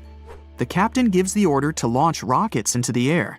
And here is where one of the critical mistakes takes place. They release warning lights, but they are not red. The crew forgot to take red rockets on board for some reason, so they lit up the sky with a bright white light. If you need to send a distress signal, you need to release red lights. Captain Lord sees these lights, but doesn't perceive them as a cry for help. It can't be that there are no standard red rockets on such a massive ship as the Titanic. But, unfortunately, it can. Captain Lord thinks the Titanic is sailing away. Perhaps there is some unknown reason behind those white lights, but he doesn't really know. So, Captain Lord has no idea that the Titanic is sinking. He still decides to contact the ship, but this time, not through radio communication. Captain Lord doesn't wake up the radio operator and sends a signal to the Titanic through a signal lamp.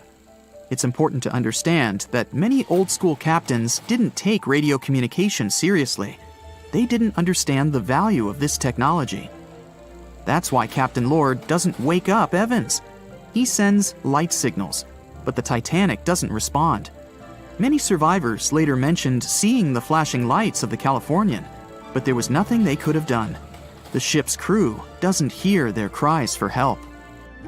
At 2:20 a.m., the Titanic completely goes underwater. A little more than 2 hours later, radio operator Evans wakes up and turns the transmitter on. He hears many rescuers talking about the sunken ship. Evans understands everything. He reports this to the captain. At that moment, the Californian immediately heads to the wreck site. They meet Carpathia there. With the survivors on board, it sails towards New York. The Californian stays sailing and looking for people. They find nothing but wreckage. The Californian returns to the mainland. The news about the ship that could have saved the Titanic is spreading all over the country. The trial begins. Captain Stanley Lord and the crew tell their version. They say their ship had been standing still. Many people don't believe them, and some of the surviving passengers claim to have seen the Californians sailing by. Still, the judge declares them innocent. 1962. Captain Stanley Lord is a very old man. He calls a notary to confess something. The captain makes his last remark about this case. He swears he's not guilty. But if it wasn't the Californians sailing past the Titanic at that moment, then what? The Samson theory could answer that question for us. The sealing ship Samson is sailing in the cold waters of the North Atlantic. The crew aren't sleeping. They carefully study the surroundings, but not because they're afraid of icebergs. They're scared of meeting with the U.S. Coast Guard. The Samson ship's crew catch seals, which is illegal. At 12:45 a.m., Samson's captain sees white signal rockets. The team is sure it's the Coast Guard. They turn off the lights and sail away. It's dark, so they don't notice the sinking Titanic. They return to the coast of Iceland and hear about the disaster. They realize they have abandoned the drowning passengers. The nephew of one of Samson's crew members reads about this story in his uncle's diary. The nephew asks for permission to publish these recordings. All the people realize that Captain Lord wasn't guilty, but unfortunately, he didn't live to see this moment. Actually, it's still unknown who is guilty in this story. 2 ships were nearby the Titanic. Their captains were adequate people. They would have helped save all the passengers. Their fault was that they couldn't understand what the Titanic wanted on that dark night. Someone forgot to put red flares in the box. This small but fatal detail was one of the leading causes of the tragedy. The Bermuda Triangle is one of the most heavily traveled shipping routes in the world. Some skeptics believe that this fact solves the Bermuda Triangle mystery. Statistically, the busier the area, the higher the frequency of accidents and disappearances. While this makes sense, it's not the frequency of disappearances that's responsible for the mystery of the Bermuda Triangle. It's the lack of explanation or wreckage found. On his very first voyage to the New World in 1492, Christopher Columbus sailed through the Bermuda Triangle. Columbus reported that one night, when he was on the deck of the ship, he noticed a giant light appear in the distance, unlike anything he'd ever seen before. Columbus looked at his compass for direction, and it gave off erratic readings. You might have noticed that the Bermuda Triangle doesn't appear on any world map. This is because official institutions refuse to acknowledge that the area actually exists. No one exactly knows how many ships and planes have disappeared in the Bermuda Triangle. The rough estimate is 50 ships and 20 planes. Most of the time, the disappearances had no explanation and no wreckage has ever been left behind. When the TBF Avenger planes went missing, a massive search operation was conducted. Boats and planes searched the Bermuda Triangle for any signs of the aircraft. One of the boats searching was a PBM-5 Mariner airboat. The airboat took flight at 7:27 p.m. and called in a routine radio message 3 minutes later. Then, it was never heard from again. No trace was ever found of the rescue airboat or the 5 Avenger aircraft. A huge investigation was launched into the disappearance of all these vehicles, but nothing was ever discovered. The Bermuda Triangle is home to some pretty intense and unexpected weather. Storms build up quickly and unexpectedly, then disappear soon after. If you blink, you might miss it. This could explain why few distress signals are issued. Pilots and sailors never saw the weather coming. A popular theory suggests that rogue waves are responsible for the many disappearances. Rogue waves are called extreme storm waves by scientists. They occur when different weather patterns take place at the same time and cause large, unexpected waves that reach up to 100 feet tall. Witnesses say that the waves look like giant walls of water. These waves could explain why ships go down fast and without leaving any trace. Just off the coast of Japan, you'll find the Bermuda Triangle of the Pacific Ocean. They call it the Devil's Triangle. Between 1950 and 1954, 9 ships disappeared in this area without leaving a trace. The ship Kaio Maroon 5 was sent to investigate these unexplained disappearances when it also vanished. After this incident, the Japanese authorities labeled the area as a danger zone, and sailors were encouraged to avoid it. Some people blame all disasters on the extraterrestrial paranormal activity. Others suppose it's all about raging natural phenomena. Some scientists believe the cause of anomalies is the environmental changes. Also, there's a really high concentration of methane hydrates on the bottom of the ocean in the Pacific Bermuda area. This gas tends to set off, and when it happens, bubbles start forming on the surface of the water. These gas eruptions can interrupt the ability to float and can easily sink a ship. Because of this chemical reaction, there won't be even a trace left. Underwater volcanoes are said to be another possible explanation for the Japanese Dragon's Triangle. In fact, they can take down even small islands. Luckily, nobody lives there. It's a pretty common thing in this area that some of them disappear underwater and others appear out of the blue because of seismic activity. You'll never find the Dragon's Triangle on any official map of the world, so nobody's quite sure about how large it is in reality. In July 2015, 2 teenagers disappeared after setting sail off the coast of Florida. There's some mystery about what the 2 teens were really getting up to. They told their parents that they were just going to fish, but they told their friends that they were crossing to the Bahamas. Shortly after they left, a line of thunderstorms moved towards the area, and the boys were never heard from again. A massive search was conducted, but sadly, nothing was found. 1 year later, the pair's boat was found off the coast of Bermuda with a broken iPhone and some personal effects left inside. One of the most popular and bizarre theories trying to solve the Bermuda Triangle mystery comes from Charles Berlitz. He insists that the area is home to the lost city of Atlantis. The missing ships and planes and malfunctioning equipment, according to him, were all caused by rays of energy let out by the special energy crystals that power Atlantis. While this sounds silly, Berlitz's theory was convincing enough that over 20 million people bought his book worldwide. Previously, the compass wouldn't work well in the Bermuda Triangle since the lines of the 2 poles coincided here, true north and magnetic north. But if you fall into this line, your compass will behave strangely. But the magnetic north is constantly shifting, and now it's far beyond the triangle. No legend says pirates of the last centuries operate in the Bermuda Triangle, or that the Flying Dutchman makes other ships disappear. A popular theory is that ships travel to the distant past or future through a time portal in the Bermuda Triangle. Fortunately, these are all myths. Just imagine hundreds of giant tentacles reaching out to a group of ships sailing through the Bermuda Triangle. In the past centuries, they could easily sink an entire fleet, since the ships were made of wood and were lighter. Squids wrapped decks with their strong tentacles, made holes in the ship's hulls with their sharp beaks. Toothy suction cups could break the masts and tear the sails. The water was filling the holds and slowly rising to the deck. The ship sank in a matter of minutes. Survivors reached the shore and told everyone about huge monsters.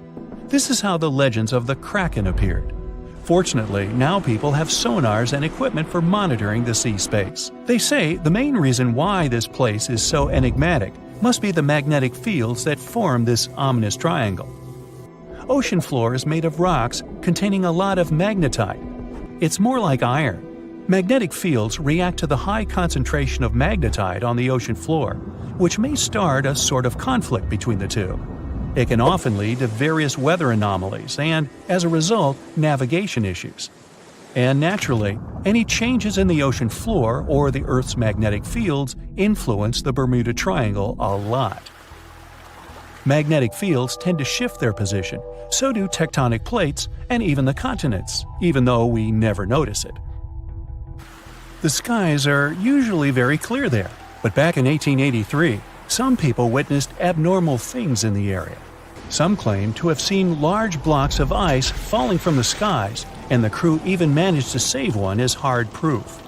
Seems like the Bermuda Triangle has an alternate not only on Earth, but even in space. Spacecraft usually don't disappear into thin air though, like there's no air. This anomalous area is really large and stretches right above the South Atlantic.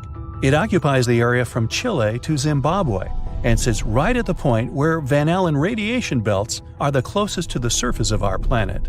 The Earth has 2 such belts, which come in handy trapping the particles that shoot in from the sun.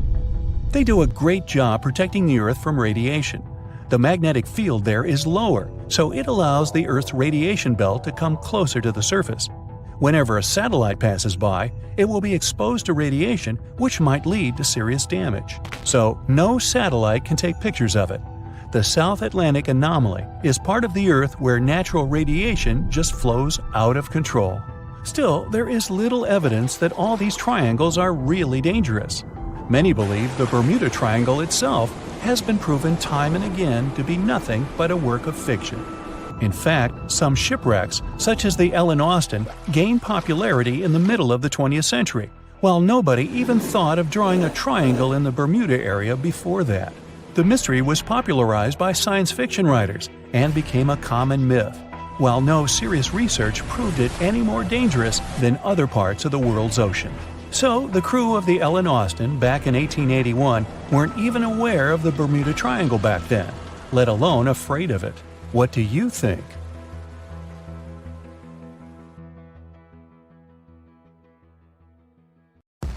It's 2018.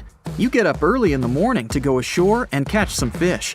You come to the spot you were yesterday, throw the hook into the sea, and wait. The float is twitching. You've caught some fish, but hey, hello? Why aren't you doing anything? Right now, you don't care about the fish. You're looking at something in the distance. You open your mouth in surprise since you see a huge ship stuck on a shoal. It wasn't here yesterday, so it got here at night. Okay, it'll probably sail away sooner or later. You fish for a few more hours. During this time, you observe the ship and notice no movement there. Is it empty? Boats and the Coastal Service are sailing from the shore to the vessel. You decide to check it out too. You get in your old boat and go there. The mist descends to the water, making the ship look creepy. The colossal vessel is rusty and empty. But where is the whole crew? And how did it get there? The Coast Guard comes on board. They search the hold, the cabins, and the upper deck. There's someone's stuff, some remnants of food supplies, notebooks, and clothes. Everything suggests the crew has disappeared for some reason. Fishers who noticed the vessel first didn't see anyone coming down from the board. No radio signals were sent to the port, and no one reported about the ship. It appeared here from nowhere.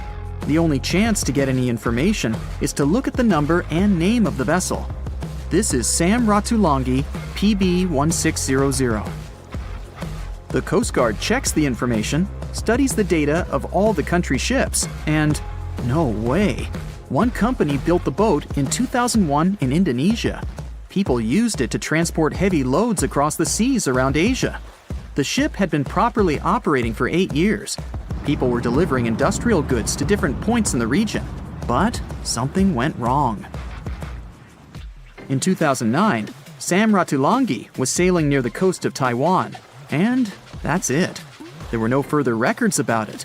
There were no reports in any port. Everyone thought it must have drowned, so no one had been looking for it for years. And then, 9 years later, it appears here, big and rusty, off the coast of Myanmar, without sailors, without fuel. An investigation starts. City services are trying to find out the names of all the sailors working on the ship and find clues that would lead to solving this mystery. They also hope the ship owner will appear soon. They find 2 tow ropes on board. This means that some other ship towed Sam Ratulangi to this place. Then they identify and find 13 crew members. These people say they wanted to reach the factory in Bangladesh to repair Sam Ratulangi. Another vessel helped tow the ship, but then 2 cables tore off, and a storm began. No one wanted to stay on board during such weather, so the crew members left it. No one knows what the ship has been doing for the last 9 years, and how it was possible without people on board. And here's another, much more mysterious ship story. On February 16, 2020, locals found a large cargo ship stuck on a rocky shore off the coast of an Irish village. The boat looked rusty, with holes in the hull and rotten parts. People hadn't seen this vessel the day before, so it appeared there at night. The last time people saw the Alta cargo ship was a few months earlier, thousands of miles off the coast of Ireland. That day, The Alta was sailing in the waters of the Atlantic Ocean. Another ship, the MS Protector, noticed it. MS Protector crew members tried to contact the ship, but received no response. The people on board realized that they were facing an empty vessel. And then, 5 months later, it appeared near the coast of Ireland. There are more questions than answers in this story, but we managed to find something out. In 2015, the Alta appeared and disappeared from the radar several times. Any ship has an internal tracking system, so people can track its route using satellites.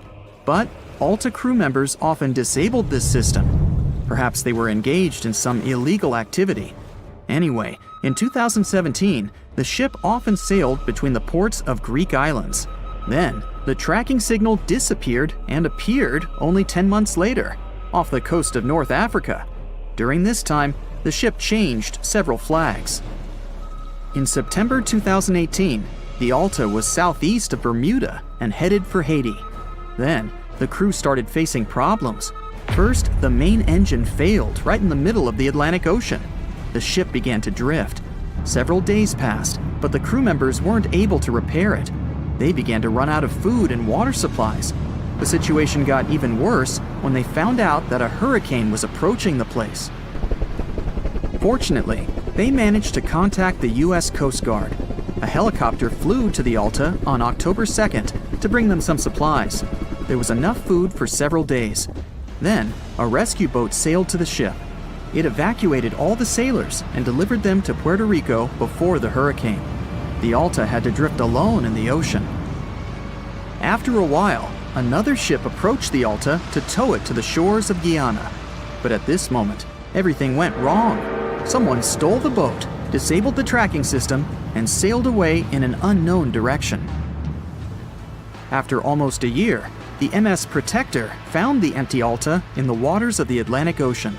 And then, 9 months later, the ship without a crew sailed to the shores of Ireland. How did it manage to travel across the Atlantic and get to the coast of Ireland? It's still a mystery. Maybe it was just luck.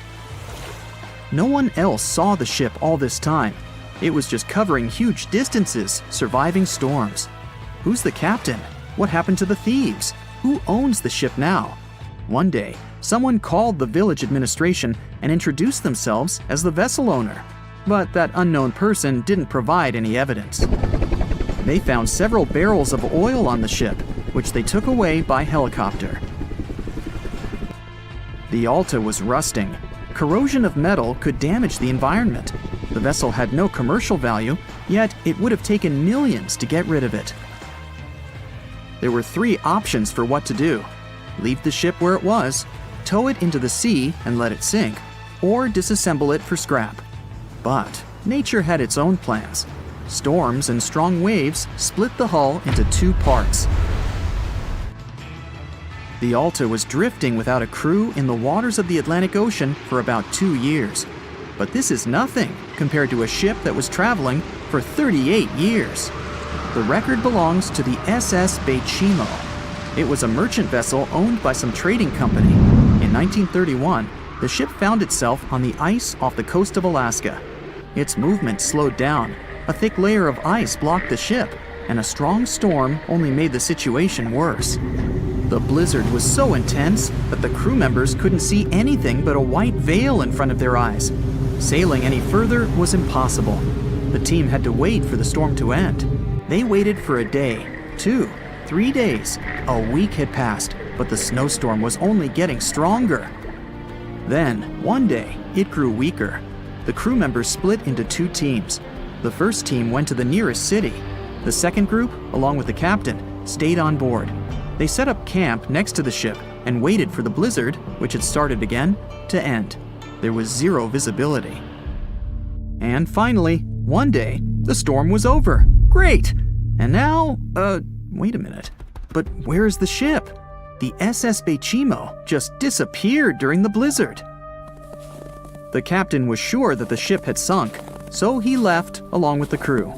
Then, a week later, they saw the vessel drifting near the area where they had lost it. The hull was damaged so severely that it was unsafe to sail on it. Repairing the ship would be pointless and expensive. so the captain decided to abandon it. He was sure that it would go underwater sooner or later, but it stayed afloat for the next few days, the next few months, and a few years. People had reported seeing it at various points along the coast of Alaska for 38 years.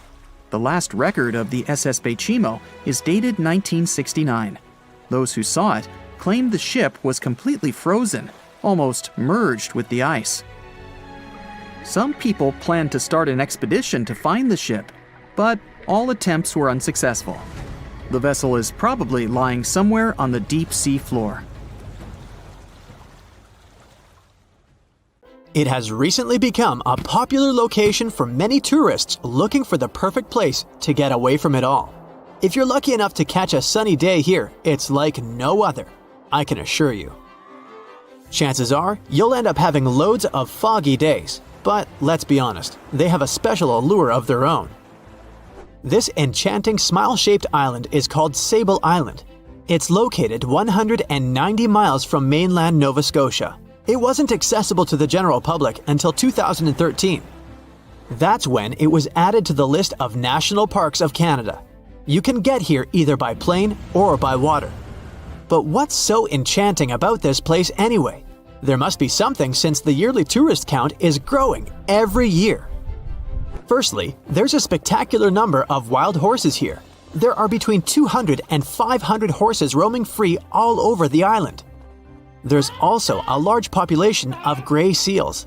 The place is also the only breeding location of a rare bird species called the Ipswich sparrow. If you're already considering a trip here, there are some things you need to know first. Remember that fog I mentioned earlier? Well, it turns out that Sable Island is the foggiest place in the Canadian Maritimes. I'm talking about approximately 127 foggy days each year. During such days, Sable Island literally disappears underneath a thick layer of fog.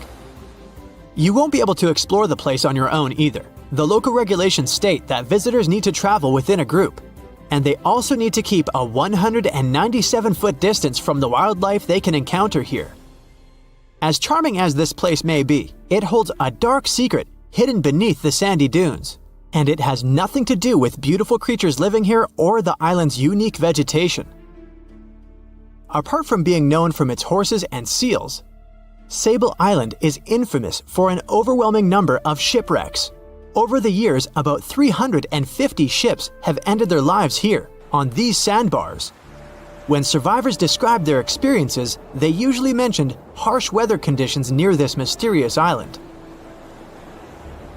The island also made its way into literature when it was described in a book called The Perfect Storm, which was written by Sebastian Junger and published in 1997. The book was so successful that it was later adapted for the big screen in 2000, with George Clooney playing the leading role. The first recorded shipwreck near Sable Island dates back to 1583. The boat was named the HMS Delight and was under the command of British adventurer and explorer Sir Humphrey Gilbert. Only 17 people managed to survive the catastrophe by escaping in a small boat. Records mention that they spent 7 days at sea before reaching the shores of Newfoundland. In 1884, another vessel named the Nicosia struggled in the thick fog as well. The ship was completely destroyed, but fortunately, all 18 crew members managed to survive. The captain's son was almost lost at sea when a lifeboat capsized when he was climbing into it. He somehow managed to stay underneath the lifeboat, which was completely submerged. When this lifeboat righted, he eventually emerged from the water and was rescued for the second time. The years between 1947 and 1999 were relatively quiet on the island. In 1999, though, a yacht called the Merrimack ran aground near the shore of the island at about 2 a.m. on July 27th. The 40-foot fiberglass boat had a crew of only 3 people. Natural gas exploration workers, who were luckily not far away, rescued them. The crew managed to fly safely to Halifax the next day. The owner of the Merrimack tried to recover his boat by hiring local fishermen. Unfortunately, this operation was unsuccessful, since only the fittings of the yacht were eventually saved. It took no more than 6 weeks for the sand and waves to crush and completely break up the hull of the Merrimack. So what is it about this place that's so dangerous for boats? Does it have anything to do with the weather? Or maybe there's other forces at play? The explanation turns out to be a bit more complex, and it wasn't easy to figure out, at least not way back in the 1500s. First of all, the island is located close to one of the world's richest fishing grounds. Since it's also near one of the major shipping routes between Europe and North America, hundreds of vessels sail past it each year. The likelihood of shipwreck increases when there are so many boats roaming around the area. Sable Island is also in the way of most of the storms that move up the Atlantic coast of North America. It's no surprise that boats often get hurtled straight onto the shores of this island. The weather has a lot to do with it too. During the summer season, the warm air from the Gulf Stream creates a dense fog as it merges with the cool air by the Labrador Current that passes by the island. Other currents don't help the matter. Sable Island is next to the meeting point of three major ocean currents: the Gulf Stream, the Labrador Current, and the Belle Isle Current. Since the 1950s, radars and other modern navigation tools have been used on commercial vessels as well. Up until then, the sextant was the main instrument used to figure out a ship's location. It doesn't mean that sextants weren't accurate, but this instrument couldn't work properly without a clear view of the sun or stars, which means it didn't help much in dense fog, such as the one surrounding Sable Island, or when it was cloudy. Often during bad weather, the captain of a ship navigated, relying on their experiences and intuition based on the ship's speed and direction. That's why most of the survivors in shipwrecks near Sable Island said that the captain had simply miscalculated the ship's position, crashing into Sable Island by accident. This dusty, sandy land is as unfriendly to ships as it is to trees. There's reportedly a single tree on the whole island, and it looks a lot more like a bush. It's actually a pine tree. And since the famous island horses don't see it as much of a food source, it somehow managed to survive. Reports say that the tree was planted back in the 1950s. Local authorities were trying to grow a forest on the island to make it a bit more welcoming. They've planted tens of thousands of trees over the years, more than 69,000 evergreens, 600 fruit trees, and about 55 pounds of pine seeds, along with other plants which could survive the conditions on the island. But they were no match for the extreme weather and sandy soil. Out of all those plants, just one pine tree is still alive. Thanks to its resistance, it has even become a symbol of Sable Island. Interestingly, for around 40 years, the island also had just one inhabitant. Can you imagine that? One person living on a remote island for so many decades? It's the story of a woman called Zoe Lucas. She chose to surround herself with the only residents on the island: the horses, the gray seals, and the many species of birds. An esteemed naturalist, she mentioned in an interview she gave back in 2017 that she was used to living on the island and that she never got lonely. To survive here, she had to put together an essentials kit. It included a notebook to take notes and a pair of binoculars to study the wildlife. You can safely assume she wasn't scared of the intimidating surroundings, since she decided to eventually call this place home. At first, Zoe wanted to set up camp on one end of the island, near some abandoned buildings. But eventually, she settled in a wooden house near a bunch of sand dunes. A Canadian institution called the Meteorological Service of Canada put together the simple construction back in the 1940s. Parks Canada operates the building these days. Zoe's work included gathering as much data on the local horse population as possible. It could help scientists better understand how they managed to adapt to the unfriendly environment. She also helped gather the debris that made it to the shore to help track pollution levels. Among all the rubbish that she collected, there was a refrigerator and a crate full of fresh peppers.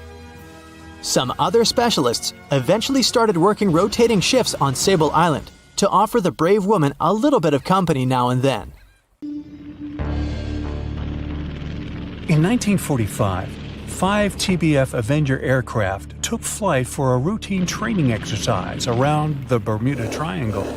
In the middle of the exercise, the planes were struck by intense rain and heavy winds, despite the clear weather forecast. The pilots became extremely disoriented and radioed the base to report that their navigational equipment had stopped working. The last thing the base heard was, "When the first plane drops below 10 gallons, we'll all go down together," and then static. The 5 planes and their 14 crew members were never seen or heard from again. On his very first voyage to the New World in 1492, Christopher Columbus sailed through the Bermuda Triangle. Columbus reported that one night when he was on the deck of the ship, he noticed a giant light appear in the distance, unlike anything he had ever seen before. Columbus looked at his compass for direction, and it gave off erratic readings. You might have noticed that the Bermuda Triangle doesn't appear on any world map. This is because official institutions refuse to acknowledge that the area actually exists. A popular theory suggests that rogue waves are responsible for the many disappearances. Rogue waves are called extreme storm waves by scientists. They occur when different weather patterns take place at the same time and cause large unexpected waves. Witnesses say that the waves look like giant walls of water. These waves could explain why ships go down fast and without leaving any trace. The Bermuda Triangle is home to some pretty intense and unexpected weather. Storms build up quickly and unexpectedly, then disappear soon after. If you blink, you might miss it. This could explain why few distress signals are issued. Pilots and sailors never saw the weather coming. No one knows exactly how many ships and planes have disappeared in the Bermuda Triangle. The rough estimate is 50 ships and 20 planes. Most of the time, the disappearances had no explanation and no wreckage has ever been left behind. Another bizarre theory trying to solve the Bermuda Triangle mystery comes from Charlie Berlitz. He insists that the area is home to the lost city of Atlantis. The missing ships and planes and malfunctioning equipment, according to him, were all caused by rays of energy let out by the special energy crystals that power Atlantis. While this sounds silly, Berlitz's theory was convincing enough that over 20 million people bought his book worldwide. In the year 1800, a large sailing vessel called the USS Pickering departed from the U.S. on its way to the West Indies. The ship sailed into the Bermuda Triangle along with its 90-man crew and was never heard from again. The USS Pickering was the first ever confirmed ship to vanish in the Bermuda Triangle. It's believed that the ship was taken out by a storm, but because no wreckage was ever found, we'll never know for sure. When the TBF Avenger planes went missing, a massive search operation was conducted. Boats and planes searched the Bermuda Triangle for any signs of the aircraft. One of the boats searching was a PBM-5 Mariner airboat. The airboat took flight at 7:27 p.m. and called in a routine radio message 3 minutes later. Then, it was never heard from again. No trace was ever found of the rescue airboat or the 5 Avenger aircraft. An enormous investigation was launched into the disappearance of all these vehicles, but nothing was ever discovered. This particular area of the ocean is one of the most heavily traveled shipping routes in the world. Some skeptics believe that this fact solves the mystery. Statistically, the busier the area, the higher the frequency of accidents and disappearances. While this makes sense, it's not the frequency of disappearances that's responsible for the mystery of the Bermuda Triangle. It's the lack of explanation or wreckage found. On the ocean floor, decomposing organisms let off large concentrations of methane gas that gets trapped under the water. This gas can build up until, boom, it ruptures. The gas surges up to the surface and erupts. If a ship was in the area of one of these ruptures, the water would become much less dense and cause the ship to sink rapidly and without warning. Scientists believe this could be the cause of the many disappearances in the Bermuda Triangle. While this theory makes a lot of sense, it doesn't seem too likely.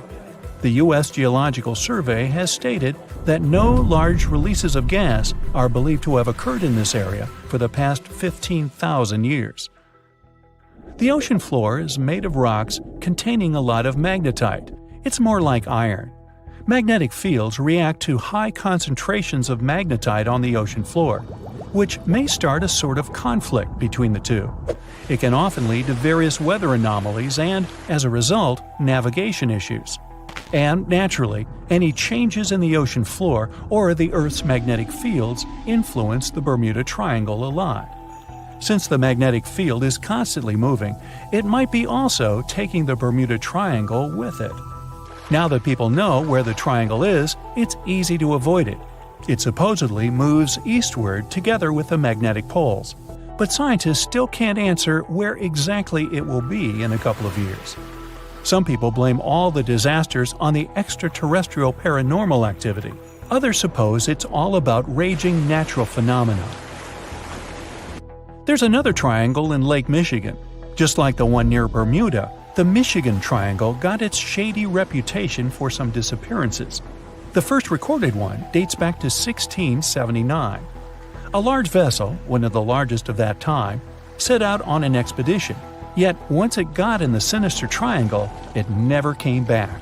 Much later, an aircraft disappeared in this triangle. The skies are usually very clear there, but back in 1883, some people witnessed abnormal things in the area. Some claim to have seen large blocks of ice falling from the skies, and the crew even managed to save one as hard proof. Meanwhile, the Pacific Ocean Mystery Area is another sinister triangle. Off the south coast of Japan, not far away from Tokyo, there's a sea where plenty of ships met their doom, disappearing without a trace in these waters. They call it the Devil's Triangle. Some scientists believe the cause of anomalies is the environmental changes. Also, there's a really high concentration of methane hydrates on the bottom of the ocean in the Pacific Triangle area. You're deviating from your original course and sailing in the wrong direction. There's the Caribbean Sea near the triangle, peppered with small islands. The seafloor here isn't deep. The ship can get in shallow waters. And now the ship is stuck on a shoal, and you have no idea where you are. If this were the 21st century, the ship's captain would be able to reach the shore using GPS and other modern navigation. But the most interesting thing is that the compass would work correctly this time, since the magnetic North Pole hasn't already coincided with the true one for a long time in the territory of the Bermuda Triangle. The agonic line is somewhere far away from here. There are no problems with navigation now, but for some reason, this is where ships disappear. In fact, not just here. Throughout the Atlantic Ocean, there are places where many more ships were gone. The Bermuda Triangle is not even in the top 10 of such places. One of the main reasons why many ships are lost here is that one of the most popular shipping routes in the Atlantic passes through the Bermuda Triangle. And the more ships in one place, the more shipwrecks. Simple probability. Then, it just starts getting weird. Other theories say that there's a space-time rift in this region. Ships and planes fall into this rift and end up in the past or the future. But for some reason, there's not a single proof of this myth. There's no reason to think that the rift is hidden somewhere here. The base of an extraterrestrial civilization is located in the Bermuda Triangle. Visitors from other galaxies steal sea vessels along with the crew, so no one finds the wreckage of the ships. This is also a popular myth that has no scientific justification. The Kraken lives somewhere in the triangle. It's a huge squid that sinks ships and also is a legend that sailors tell each other. However, gigantic squids live in the depths of the ocean. They can grow to the size of half a train car, but no cases have ever been recorded where they sunk a large vessel.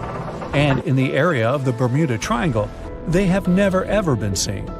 People in the past didn't know about the existence of these creatures, so when they saw them for the first time, they described them as huge, terrible monsters. Giant squids are some of the most elusive creatures on Earth, and scientists had to use sonar equipment to find them. They don't like to leave the dark depths and are likely to be afraid of the sound of any ship. So, that should squash the squid as a suspect. Thick fog is rising over the ocean as the sun is slowly sinking towards the horizon. It's hard to see further away than a few dozen feet, but that's enough to notice a hulking, skeletal shape in the distance. As your ship approaches the figure, your heart beats faster, and then you make out the details of another vessel, abandoned by the looks of it. Ghost ships do exist, and their mysteries aren't always solved. Take MV Hoita, for example. It was a wooden vessel built in 1931 as a luxury yacht. It had served well to various people over 20 years before it was bought by a Samoan sailor and became a merchant ship. In 1955, though, Hoita's service came to an abrupt and mysterious end. On October 3rd, it set sail for another trading voyage that should have taken no more than 48 hours. Delays happen in the sea, so when Hoita didn't arrive on October 5th as scheduled, there was little worry yet. But then it failed to come on the following day too. There was no distress signal or any other sign of Hoita's presence anywhere between its departure and arrival points. A search and rescue party was dispatched to find the ship, and for 6 days, they were scouting the area of nearly 100,000 square miles. On October 12th, the mission returned to the base empty-handed. Hoita vanished without a trace. It was only a month later that another merchant ship, Tuvalu, noticed the missing vessel far away from its route, drifting in the open sea and listing heavily. The sailors boarded the ship and found that all of its crew and passengers, 25 people total, were missing, along with all the cargo the vessel had been carrying. The radio was tuned to the International Distress Channel, meaning that the crew had been trying to ask for help, but they couldn't reach anyone because the radio cable had been damaged, limiting the range to 2 miles. The lifeboats were missing as well, indicating that people on board must have left the ship. Unfortunately, they seem to have taken the logbook with them, leaving the rescue team clueless as to what had happened. Even today, the mystery of MV Hoita hasn't been solved yet. No one knows where the crew and passengers had gone and what had caused them to leave. SV Carol A. Deering wasn't a ghost ship in the usual sense of the word. There were no sightings of it in the open sea. Instead, it was found on the shore, but the circumstances of it running aground are a puzzle shrouded in mystery. Carol A. Deering was built in 1919 in Maine, and it was a large vessel made for commercial voyages. Unfortunately, despite its large cost of construction, it had only served for a year before its last trip. July 19, 1920. The ship was traveling from Puerto Rico to Rio de Janeiro via Newport News to deliver a cargo of coal. It was almost halfway to the final destination when the captain fell seriously ill, and the crew turned back to drop him and his son off and replace the captain. The voyage went without incident, but when it came to Barbados in December to resupply, there were strange moods among the crew. The first mate didn't seem to be happy with the new captain. No one paid much attention to it back then, when they probably should have. The last sighting of Carol A. Deering at sea was on January 28, 1921, when a lightship noticed it off the coast of North Carolina. There was some commotion on the quarterdeck of the ship, where the crew were normally not allowed. Then, another vessel sighted it, but there was already no one on the decks. On January 31st, the merchant ship was found hard aground in the Diamond Shoals, a site notorious for numerous shipwrecks that had been occupying there for centuries. When the search and rescue party boarded the ship, they found it abandoned, the log and personal belongings of the crew gone, along with the 2 lifeboats. There is still no answer to what happened on board of Carol A. Deering that January, although the most popular version was mutiny. Maybe we'll never find out the truth though. SS Behemoth is perhaps one of the most notable ghost ships in history.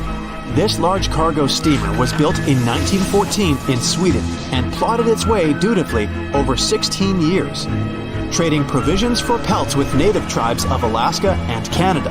But then, on October 1st, 1931, Behemoth got caught in pack ice. At first, it seemed the crew would be able to wait it out and continue on their route because the ship broke free in a couple of days.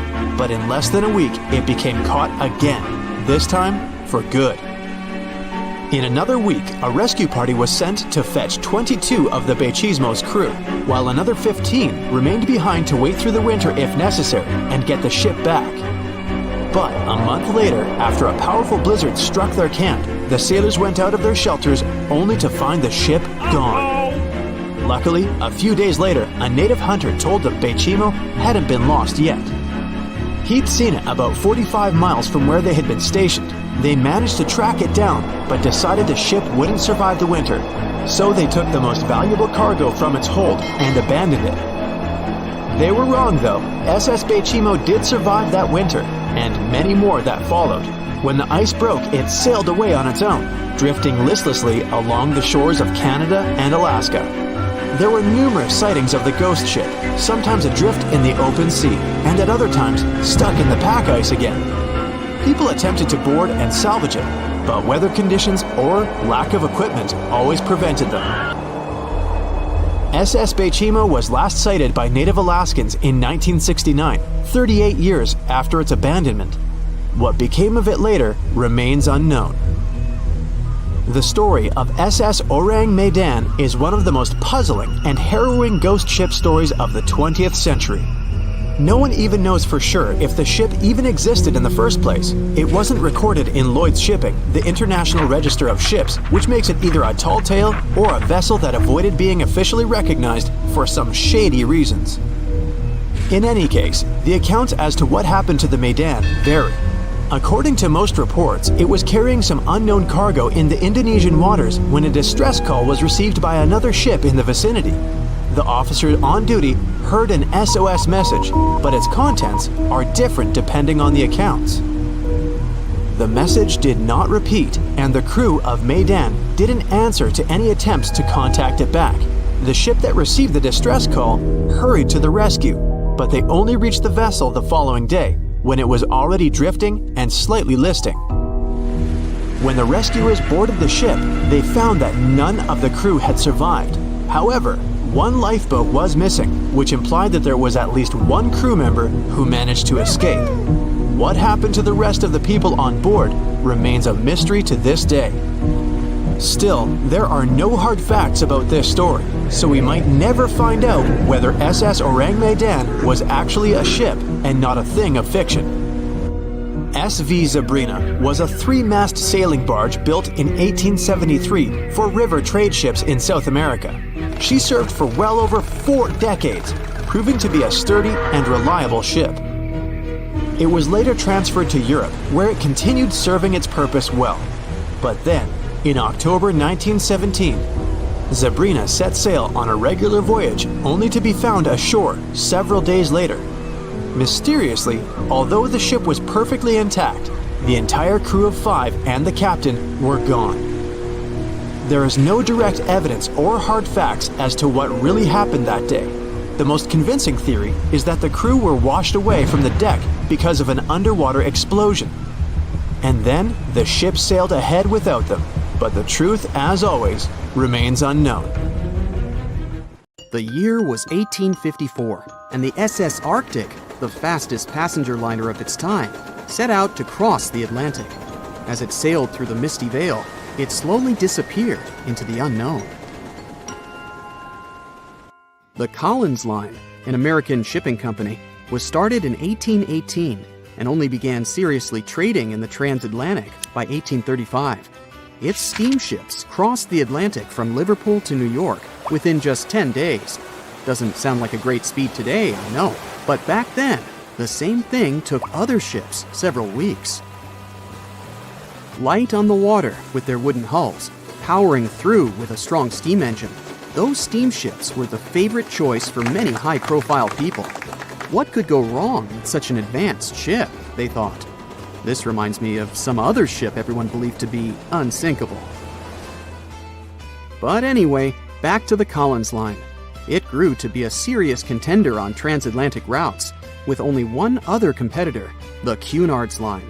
It was a British company also aiming to be the main force through the Arctic Passage. In 1835, the company received a new ship that traveled to Liverpool and came back to New York with the largest cargo ever at that time. From then, the Collins Line was steadily growing. It seemed like there would only be future successes for it. Unfortunately, their lavish ships became costly to run with the amount of coal used. Massive power along with weak wooden hulls meant they needed many repairs after each voyage. So, every trip ended up being expensive. But since the ships were safe and had a great reputation, people were willing to pay the price, and the company was definitely not in crisis. They had achieved something no one had managed to do before them. Like I told you, their ships crossed the Atlantic in a whopping 10 days. and Edward Collins, the owner, was very determined to maintain the pace.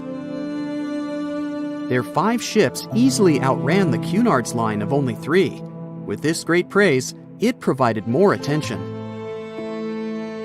Though the Cunard's ships were slower with their iron hulls, they believed there was still profit, regardless of how slowly they sailed. Among Collins' ships, the Arctic, the third of them to be launched, was the largest, reaching 284 feet long, with 2 side-lever steam engines, each with 1,000 horsepower. The paddle wheels made 16 revolutions a minute when at full speed. At the time of its launch, the press called it the most stupendous vessel ever constructed in the United States. But glamour and fame couldn't avoid what would come next. On the 27th of September, the Arctic was on its journey from Liverpool to New York, continuing a speed pace through the thick fog.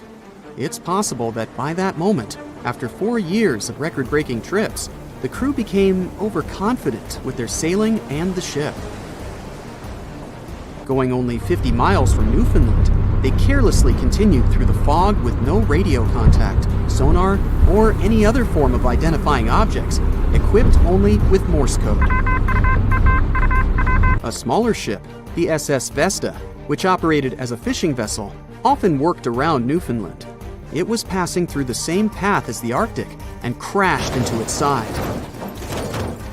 Shocked by the collision, the captain of the Arctic offered help to the much smaller Vesta, but it was soon clear that the damage that seemed minor on the Arctic was far worse. Beneath the waterline, a hole was letting water into the hull. The cost of the much faster wooden hull now seemed less valuable. They steered toward land, trying to plug the holes, but they weren't doing so well, and the seawater continued to pour in, filling up higher and pushing the ship down. And finally, once the engine room was full, it put out the boilers, taking away the massive power the Arctic was once legendary for. They moved slowly until coming to a complete stop. The ship continued to sink, and the order was to abandon it. At the time, maritime law allowed for the Arctic to carry only 6 lifeboats, only capable of saving 180 people. The crew and some of the passengers managed to push their way aboard and took most of the seats on those boats. Things were pretty wild, and everyone forgot about their manners, not letting the ladies and the youngest ones board first. It took 4 hours for the Arctic to sink. 150 crew and 250 passengers were on board. Those that weren't able to find a lifeboat made a desperate attempt to build their own rafts from parts of the ship. 2 days later, only 3 boats made it safely to the shore. The other 3 were never found. Believe it or not, the rescue party also saved some people that had been clinging to the wreckage for 2 days. Unlike the crew, the captain went down with the Arctic, but amazingly survived. He would be only one of 85 people that made it, out of the 400 on board. When the news arrived 2 weeks later, the public responded with great sadness to the losses. Great anger soon followed towards the poor safety measures in the crew. The press published demands to change the laws for more lifeboats. It only made sense to have enough for every person on board a ship. But they ignored those requests. This neglect would lead to more disasters in the future. Enough lifeboats would only come into maritime law some 60 years later, after the disaster of the Titanic. Edward Collins' wife and 2 children were also aboard the ship and didn't return. He was heartbroken, but didn't stop running his business. The Collins line still had a reputation to uphold, the biggest, fastest, and most luxurious on the Atlantic. Edward Collins would now build an even better ship than any other. It was named the Adriatic, and it was the largest ship in the world, 354 feet long. With 2 alternating steam engines that had never been built of this size. These steam engines at the time were at the height of engineering, though today you can only see them in models and toys. With the new addition of 2 masts, the Adriatic would also be able to sail if needed. Luckily, they made some lessons from the disaster of the Arctic. But before their new ship, the Adriatic, was built, another disaster had occurred. The sister ship of the Arctic had also sunk. They believed this second ship was desperate to stay in front of the Cunard's line and hit an iceberg somewhere during the race. This weird contest took the lives of 141 people. The desperation of Collins and his weakly built hulls pushed the company towards bankruptcy in 1858. The newly built Adriatic, costing over $1 million, had only made one voyage in the end. And even that voyage was considered a disaster. The ship collided with a tugboat. It still managed to finish its maiden voyage at a suitable time. After the company had gone bankrupt, they had to sell the ship for only $50,000. They removed the great giant engines, replacing them with only sails. Although it was once the greatest ship on the high seas, it was only 30 years later until it was abandoned, labeled irreparable, and anchored in a river. The other remaining ships were also sold and only used for parts. Edward Collins left the industry altogether, seeking work on dry land instead. As the Collins line was no longer in the mix, the Cunards would grow in strength. Without competition, they would win the Blue Riband for the next 30 years, and 180 years later, after producing hundreds of ships. They still have a constant presence on the seas as they provide transatlantic crossings, world voyages, and leisure cruises. To this day, the Cunard Line is the only one to run ships between Europe and America, and it's great proof that it's not always the fastest that's the best. They say nothing is ever lost, and it's true. Let's discover ships frozen in time. The first one is truly fascinating. Here, the Antikythera shipwreck. It's a Greek trading ship from the 1st century BCE. It's located on the east side of the Greek island of Antikythera and at the merging point of the Aegean and Mediterranean seas. Around 2,000 years later, in 1900, a group of Greek sponge divers discovered the wreck. They were going to Tunisia, yet they were forced to find shelter from a storm on a nearby island. Since they couldn't go anywhere due to the storm, they decided to look for sponges until the weather got calmer. One of the divers discovered the shipwreck at depths of around 130 feet.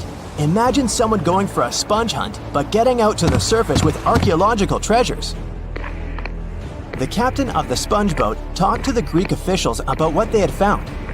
The officials sent 2 ships to the wreckage. The salvage operation was successful, and discoveries are now in Greece's National Archaeological Museum in Athens. The findings included 3 life-sized marble horses, jewelry, coins, and hundreds of works of art, including a 7-foot-tall Colossus statue of Hercules. Among these treasures, Antikythera ephebe, a bronze statue of a young man, caught more attention. Because the ephebe doesn't comply with any familiar iconographic model, and there are no known copies of his type, he held a spherical object in his hand. Scholars have different theories of who that person could be, but they are not in a consensus yet. More than 70 years later, Jacques-Yves Cousteau and his team went to the area and recovered hundreds more artifacts and the remains of 4 people. Interestingly, they discovered a complex set of interlocking gears, capable of predicting the movement of the sun, moon, and several planets. The mechanism can also show the times of solar and lunar eclipses years into the future. Think of this Antikythera mechanism as an early computer calendar, to plan significant events like agricultural activities, religious rituals, and Olympic Games.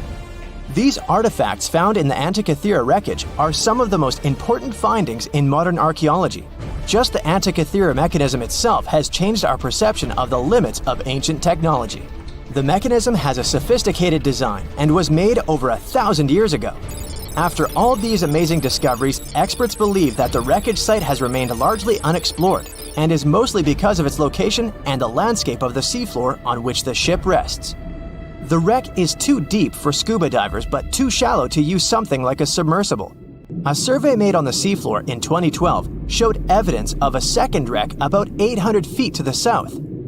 It's clear that this area has a lot to offer humanity. What would happen if those sponge hunters didn't go to the area?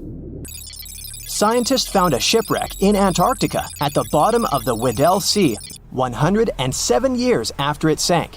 The name of the ship was Endurance, and it was the lost vessel of Antarctic explorer Sir Ernest Shackleton. Scientists who laid eyes on it decades later say it is among the greatest undiscovered shipwrecks ever. That is why they filmed the whole discovery. The video shows the remains of the Endurance and proves it is still in remarkable condition. It has been sitting in 10,000 feet of water for over a century, yet it looks like it sank very recently. So the story goes like this. The ship was crushed by ice and sank in 1915.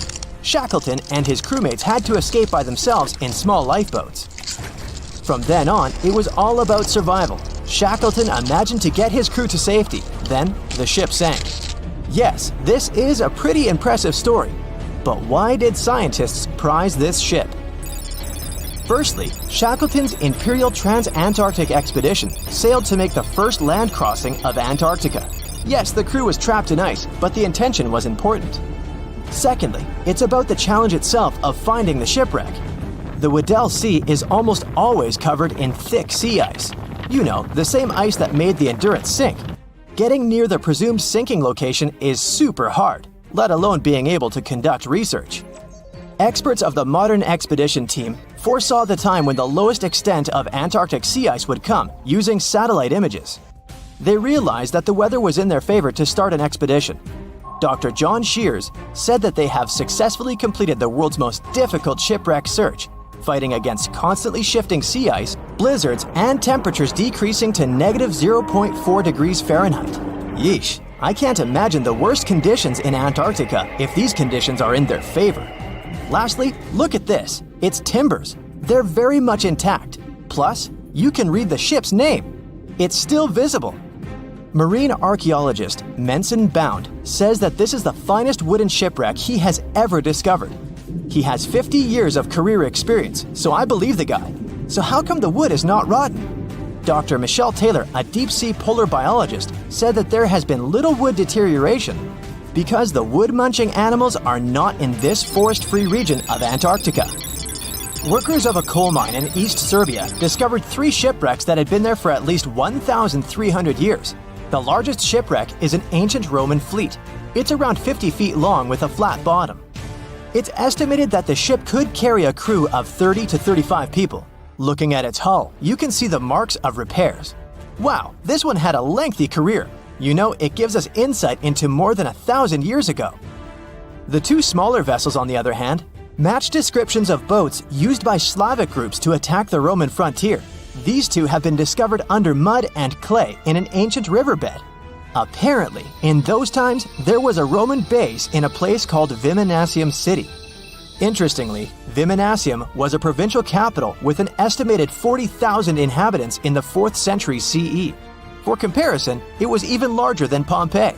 The Kostelach coal mine is a center of hidden gems. Archaeologists had found evidence of ancient human and animal activity here before. For instance, in 2012, experts found bones of at least 5 woolly mammoths, which went extinct about 10,000 years ago. Canadian archaeologists found a ship 150 years after it went missing in the Canadian Arctic waters. This merchant ship is called HMS Investigator. It was purchased in 1848 to search for the explorer Sir John Franklin's ship that got lost in the Northwest Passage expedition. So, HMS Investigator left Britain in 1850 for this rescue operation. The expedition crew, captained by Robert McClure, sailed the Investigator into the water. He realized that he was in the final leg of the Northwest Passage, the sea route across North America. But before he could sail into the Beaufort Sea, the 122-ton ship itself got stuck in the thick ice. The crew spent the winter over the Prince of Wales Strait. The following summer, McClure tried again to sail to the end of the passage, but the ice blocked his way once more.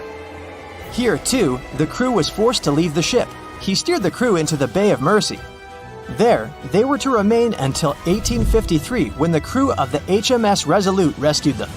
Imagine a crew of 60 people who had to spend 3 winters in the Arctic without even knowing if they would survive. Later on, the ship was found sitting upright in about 36 feet of water. It was in very good condition. Arctic water has prevented the outer deck of the vessel from deteriorating quickly. The outline of the ship and its timber can be clearly seen. Plus, archaeologists have uncovered artifacts on land left by the sailors. They had unloaded everything before abandoning the Investigator. 3 sailor graves and 1 British naval shipwreck had also been discovered in the area. I wonder what else they could find there. Wow, it's the only place where 1 minute you're learning 17 natural ways how to get rid of houseflies, and the next, you're taking an epic journey straight into a black hole. More than 10 billion, with a B, views in total.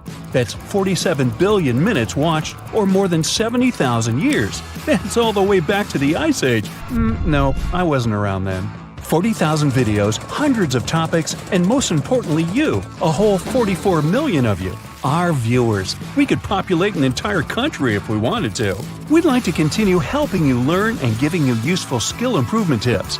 Got a thirst for knowledge? We've prepared 4 masterclasses on creating a 2D character animation from scratch, 10 hours of video lessons, practical tasks using professional software, and additional materials that you can use with your own projects. Get the full course now and create your own animated masterpiece. The sea, this unrelenting water beast, has been defying all attempts to tame it for centuries. Many ships driven by the wind have gone through the harshest parts of the world. Some have survived the struggle with the sea, and many have come off second best. It's the year 1834.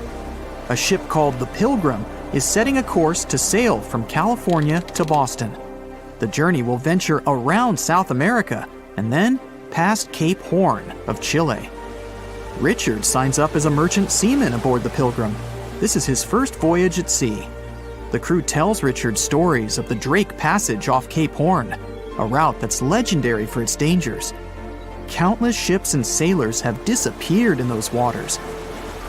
Since Cape Horn's discovery in 1526, it's quickly become known to all those that have sailed around it as the ultimate test of any mariner's skill and of any ship's strength. Those that have survived the journey call Cape Horn a sailor's nightmare. Jack the helmsman, a salty veteran, steers the ship towards this most dangerous of all routes. Jack has been aboard the Pilgrim since it was first commissioned in 1825. He's passed by the Horn many times, each time learning a different lesson from the tests provided by the sea. The Pilgrim has been refitted since its past voyage a year ago.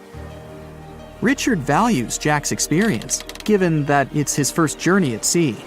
Jack assures Richard of his confidence in the Pilgrim, even though it's just a small wooden brig with 2 masts. Jack's aware that wooden vessels are gradually becoming outdated, replaced by new steam-powered ships. But Jack prefers the maneuverability of the Pilgrim and would take it over the steel ships any day. Richard is excited to be aboard. There's so much to explore in life as a merchant seaman, but the guy struggles to acquire his sea legs on the boat. Forceful winds make the Pilgrim move faster, providing Richard with a quick introduction to life at sea. At the same time, nothing can prepare him for what is to be experienced at Cape Horn. It's the southernmost point of land before Antarctica. The gap between the icy continent and Cape Horn holds the infamous Drake Passage, approximately 700 miles between Cape Horn and the Antarctic Peninsula. Strong winds provide an uninterrupted, steadfast journey toward the Horn. But, as Jack tells Richard, the winds are more concentrated at the Drake Passage. They create a funneling effect, becoming stronger and more unpredictable. Richard is unsure of what this might mean for the Pilgrim, but understands that there's no easier route to travel around South America. A few days pass. The Pilgrim sails by the many islands that make up the western coast of Chile. Although the sea has been relatively calm, Richard continues to deal with his lack of sea legs. His movements are still not very graceful. The constant, ever-swaying deck rises and falls, and Richard finds it hard to get used to the motion. Random large waves hit the Pilgrim from every angle. The ship is quickly approaching Cape Horn. Richard looks towards great thunderous black clouds in the distance. "Welcome to the Horn," Jack says, half laughing. A wry smile upon his face soon disappears. The man gets serious, knowing what awaits them all. Stronger winds start blowing the sails as the crew scrambles to hang onto the ropes. Richard desperately sets to adjust the aft sails, adjusting for the constant change in strong southerly winds.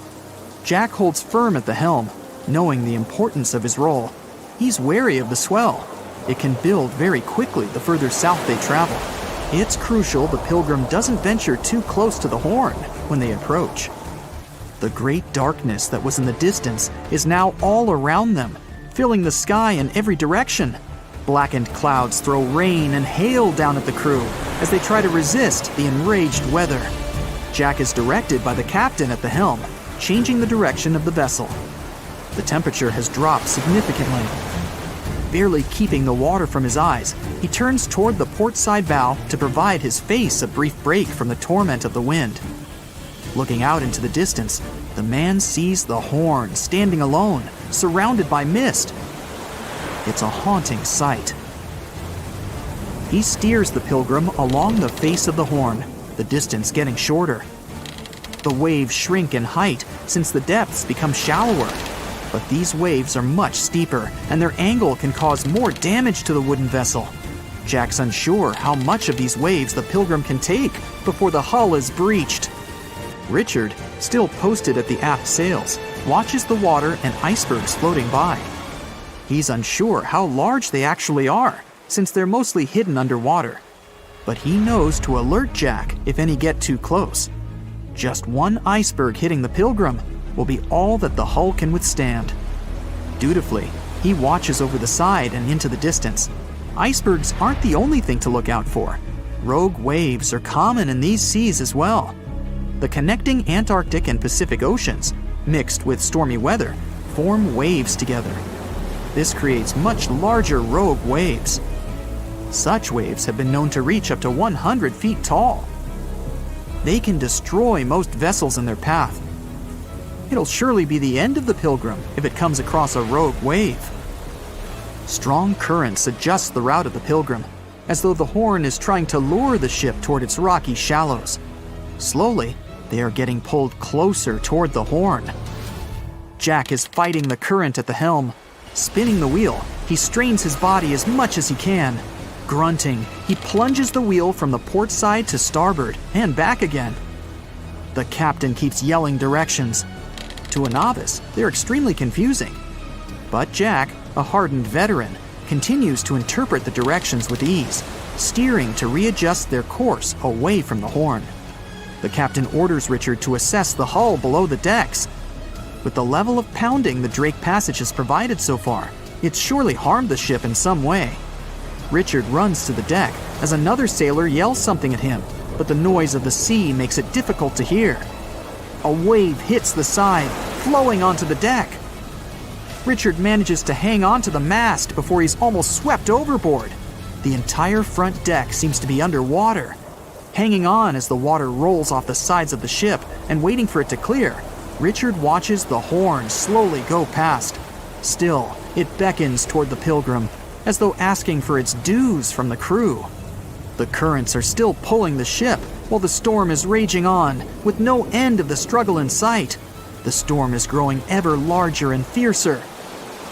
Richard gathers himself to head below and assess the damage. After a slow descent to the lower decks, Richard can finally look over the hull from the ship's quarters. There's no damage from what he can gather. But he's shocked by the depth of the water inside. It's now at waist depth. Cups, amongst other things, float in the water. Even inside the ship, the guy can't escape the waves. Unable to make sense of it all, he stands frozen, listening to the almighty power of Mother Nature outside. The sea roars even more wildly, waves constantly thudding against the hull. It sounds like a somber drumbeat, a slow countdown to the demise of the Pilgrim. Richard forces himself back to the terrors of the above decks, grasping onto the rails to carefully walk the slippery stairs. He leaves the disturbing creaks of the wooden decks. They're soon replaced with the strained sounds of the ropes, the yells of other sailors, and the deafening roar of the sea crashing all around him. Jack is at the helm, focused on his role, still fighting the wind and the waves, even with the addition of ice and frost. It seems that the world around him has set its heart to distract the man from his duty, but Jack pushes on determinedly. For 9 days, the Pilgrim fights the constant changes in stormy weather, facing all kinds of obstacles, but the ship manages to make it through. As they leave the storm behind, the crew sets their course north for their final destination. The sight of the sun peeking through the dark clouds is the most relieving thing Richard has ever experienced. Unfortunately, Richard lost his rations at some stage during the storm. At sea, if your rations are lost, it's your own bad luck. Luckily, Jack is kind enough to share some of his. The megalodon was the biggest shark to ever live. Not only that, it's one of the biggest fish and the largest predator in Earth's history. They've been known to reach lengths of up to a whopping 70 feet. That's over 3 times longer than the biggest great white shark on record. The females have also been found to be around twice the size of the males. The megalodon could swallow a small car without it even touching its teeth, if cars had been around then. Its teeth could grow to over 7 inches long. It looks like we're going to need a bigger boat, and best make it steel-plated, as this shark can easily gnaw its way through ships. The underwater terror could bite a ship clean in half, with the highest bite force ever calculated for any animal, living or extinct. The force of its ferocious bite was up to 40,000 pounds. That's around 108,000 times the strength of a human's and 10 times the force of a modern crocodile's bite. Its chomp is so strong that it makes the T-Rex's bite look about as powerful as my granny's after she's taken her dentures out. In fact, the Meg was so big and powerful that it had no natural predators. It was the uncrowned king of the seas, swimming freely from ocean to ocean. This cosmopolitan creature was found all over the world, from America to Europe and Australia to Japan, assuming there were countries back then. Meg fossils have been found on every continent except Antarctica. Everybody skips Antarctica. Science tells us that the megalodon went extinct over 3.6 million years ago. But could they still be alive at the deepest depths of the ocean? Only around 80% of the ocean has been explored, and its deepest point, the Mariana Trench, is over 7 miles down.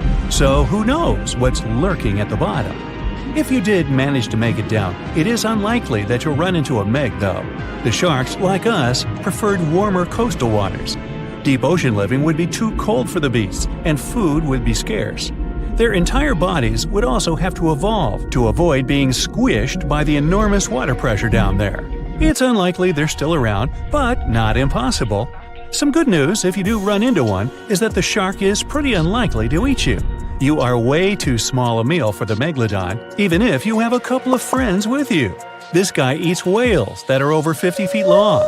If you're having a beach party, though, it's a different story. In a beach full of swimmers, the shark very well might creep up, scooping several humans into its giant mouth without even chewing. But wait, let's rewind. How does the shark take down a 50-foot whale? It first bites off its fins, making the whale unable to swim away. It then casually munches it down piece by piece. Because of their size, sharks had to consume over a ton of food every single day just to sustain themselves, like me. All that food made the megalodon extremely heavy. They range from anywhere between 50 to over 100 tons. For context, that's around the same as 7 to 16 adult male African elephants. To fit all this food in, their jaws had to open pretty wide. A megalodon's jaw could span 9 by 11 feet wide. That's easily big enough to swallow 2 adult humans side by side. The fearsome name megalodon comes from 2 Greek words, mega meaning big and odont meaning tooth. So combined, they mean what? Big tooth. And it certainly lives up to its name.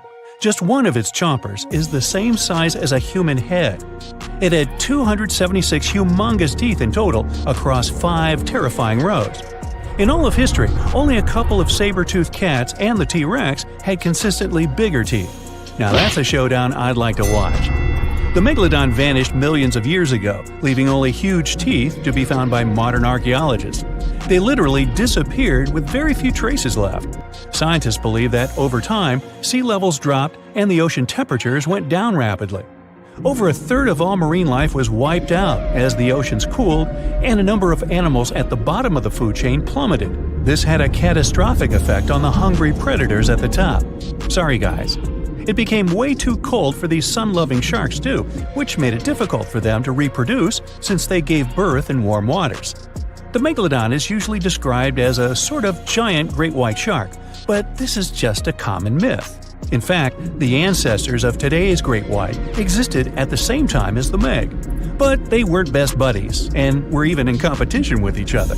The great white shark was a better hunter, using its smaller size and agility to snap up the Meg's prey quickly. They were also known to eat Meg pups, who were only half their size. This didn't help the whole extinction thing. Even infant megalodons were huge, coming in at just under 7 feet.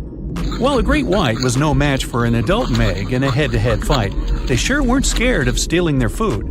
This only left the bigger fish and whales for the Meg, but its food supplies began to run out as the whales swam to the cooler new seas. The whales adapted to prefer the colder temperatures, leaving our friend the Meg behind. The megalodons either starved or were frozen into extinction by the Ice Age. Rather than a great white, the megalodon is more like a modern bull shark. It had a short snout, flat lower jaw, and huge pectoral fins to support its massive weight and size. As scary as they are, these sharks were actually caring family guys. Several megalodon nursery areas have been discovered in Florida, Maryland, and Panama. They gave birth to their young in shallow water environments. We know this from discovering loads of tiny megalodon teeth found in these areas. Gee, I wonder if they had nannies too. But how come there are so many megalodon teeth out there for us to analyze? Well, due to their messy, aggressive eating habits, sharks regularly lose their teeth. They lose a set of teeth every 1 to 2 weeks. That's 40,000 teeth in a lifetime. They must rake in a fortune from the tooth fairy. Because of this, their teeth were continuously raining down to the ocean floor. Luckily for us, they're also the hardest part of a shark skeleton, which is why so many teeth have survived and become fossilized. It's fair to say that the first discoveries of the Meg's teeth confused people. Early discoverers thought the Meg's teeth were petrified tongues of ancient serpent creatures. They even used to call them tongue stones. It's also a common myth that the megalodon was around at the same time as the dinosaurs, although this would have been pretty cool. The dinosaurs were wiped out around 66 million years ago, but the megalodons came much later. The oldest Meg fossil is only around 23 million years old, but it's tricky to pinpoint the exact date. After all, calendars weren't invented yet. They became extinct way before humans even evolved. The earliest Homo sapiens, which is a fancy name for the first humans, emerged about 2.5 million years ago. But what if the megalodon shark didn't go extinct? Whale populations have dropped drastically since these guys were last around, so there'd be way fewer whales for them to chomp down on. Whales have also gotten a lot smarter and learned new defensive moves, making them way harder to take down. It's estimated that they ate around 12 tons of food each day. If they were still around and eating that much, they'd be forced to eat smaller fish, and there'd be barely enough big fish for us humans to survive on. The naughty megalodons would also be able to track fishing boats and steal the fish that they worked hard to collect. It's safe to say we'd see a lot less fish in the aisles of your neighborhood supermarket. As our ocean temperatures are heating up again, the sharks would also thrive and reproduce faster than ever. There'd be more and more of these giant eating machines in the water, reducing our fish supply even more. It would also cause massive problems for cargo ships and cruising vessels. Imagine coming into contact with one of these bad boys while you're sunbathing on the deck. Even beachgoers would be hard hit. Megalodons give birth in shallow waters, so many of our favorite beaches would quickly become dangerous shark nursing grounds. Hey, where did that beach volleyball game go? They were playing just a moment ago. Giant container ships are responsible for much of the global trade. Thanks to them, you receive your orders from overseas, sooner or later. But they do have a problem just like any mechanical vessel. They tend to break down. That's where these little bad boys come in. Tugboats are meant to help any stranded vessel that either lost power or sustained any technical or physical damage. Besides being salvage vessels, tugboats also help guide ships when they dock. Since these ships are massive, underline, they require little tugboats to survey the surroundings and help them navigate to dock properly. They also serve as firefighting boats in case a fire breaks loose in the ship. Many of these cargo ships already have a system to stop fires, but tugboats provide extra help in case the fire gets out of control. Many cargo ships pass through below-zero regions like the Arctic and face plenty of obstacles, or icicles. Tugboats to the rescue again! They can make the first move by breaking the ice, so that the vehicle can pass through without damaging itself or delaying its course. They also help large ships move through narrow areas. On March 23, 2021, the Ever Given, one of the largest container ships in the world, got stuck in the Suez Canal for 6 days. It froze global shipping of almost $10 billion of trade in a day. The Suez Canal is one of the most important routes for trading, but happens to be quite narrow for its purpose. To put that into perspective, it's like the Empire State Building getting lodged in the middle of a busy freeway. So, if you were wondering why your delivery was late during that month, it's probably because of that incident. The bottom of the ship nearly touched the floor of the canal. In the early morning of March 23rd, the weather was acting up. It was getting worse and worse, with the wind picking up to around 45 miles per hour. Those were some terrible weather conditions for navigation. That should have been the first red flag, but the Canal Authority didn't have a system for monitoring weather conditions or warning ships about them. The captain, Krishnan Kantavel, ignored the signs and decided just to go with it, not knowing the perils and the consequences ahead. The Egyptian pilots that were assisting with the navigation failed to provide proper instructions. As a result, the ship became jammed diagonally, essentially blocking the whole canal. The canal authorities didn't provide tugboats for some reason, which is why it was stuck for 6 days. Things were so bad, they had to bring excavation diggers to remove some land for the ship to properly turn back to normal. So, these little tuggers are really important for world trading to work. The vessels are getting bigger and bigger, with the world depending on import and export more than ever. They're built for going long distances rather than maneuvering in tight spaces and corners. The tugboats are surrounded by a material that won't scratch or damage the vessel, kind of like bumper cars at the carnival. They can either push or pull. But one thing's for sure, more than one is needed to help a ship get back on its aquatic feet. Ships don't have a lot of water passing over the rudder for them to turn quickly, and they risk damaging the engine if they push it too hard. They can either tow it directly or indirectly. The tug is pulling the vessel either in front of it or from side to side. They can also push it from one side to another. These tiny boats are like ants compared to giant ships. Their success secret is that they're floating on the water, which means there's no solid foundation for them to struggle. As a result, pushing and pulling is easy. Many newer tugboats have 2 large diesel-powered engines.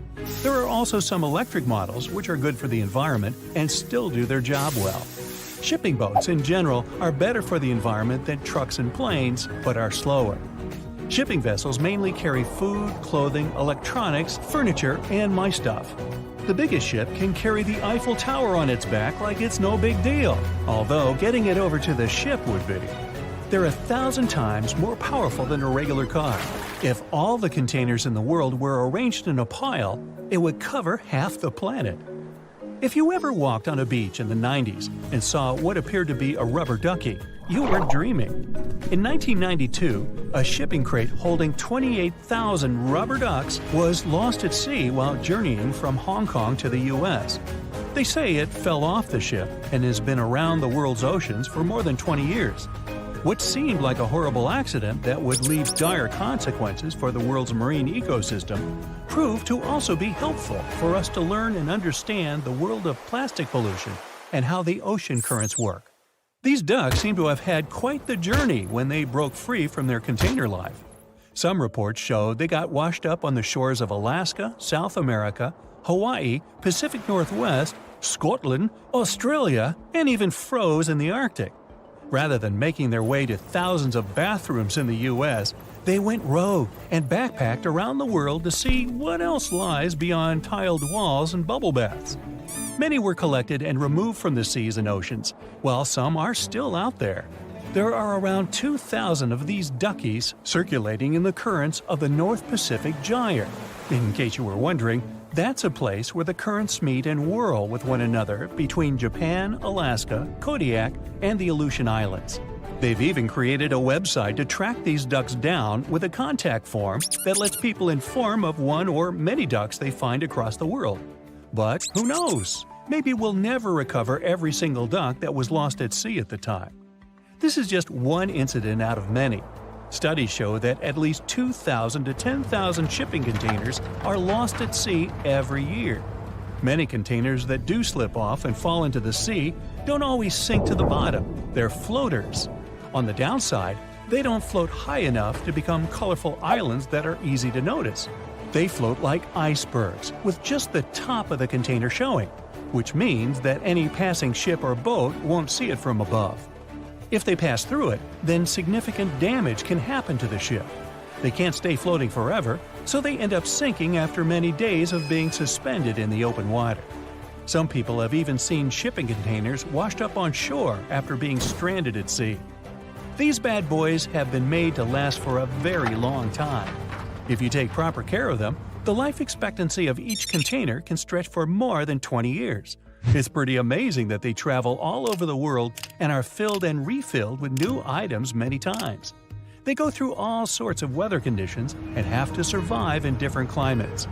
Many modern houses are made out of retired shipping containers designed with a nice aesthetic touch. Shipping container houses provide the exact same living conditions, except they look cool. Besides looking cool, they're economically friendly compared to regular houses. You can save plenty of money with the structure pretty much halfway done. All that's needed is just a little foundation and a few adjustments here and there, and boom, you've got yourself a house. You're also doing the world a favor by contributing to the environment. Those homes are recycled containers that have just been refurbished and polished for anyone to live in.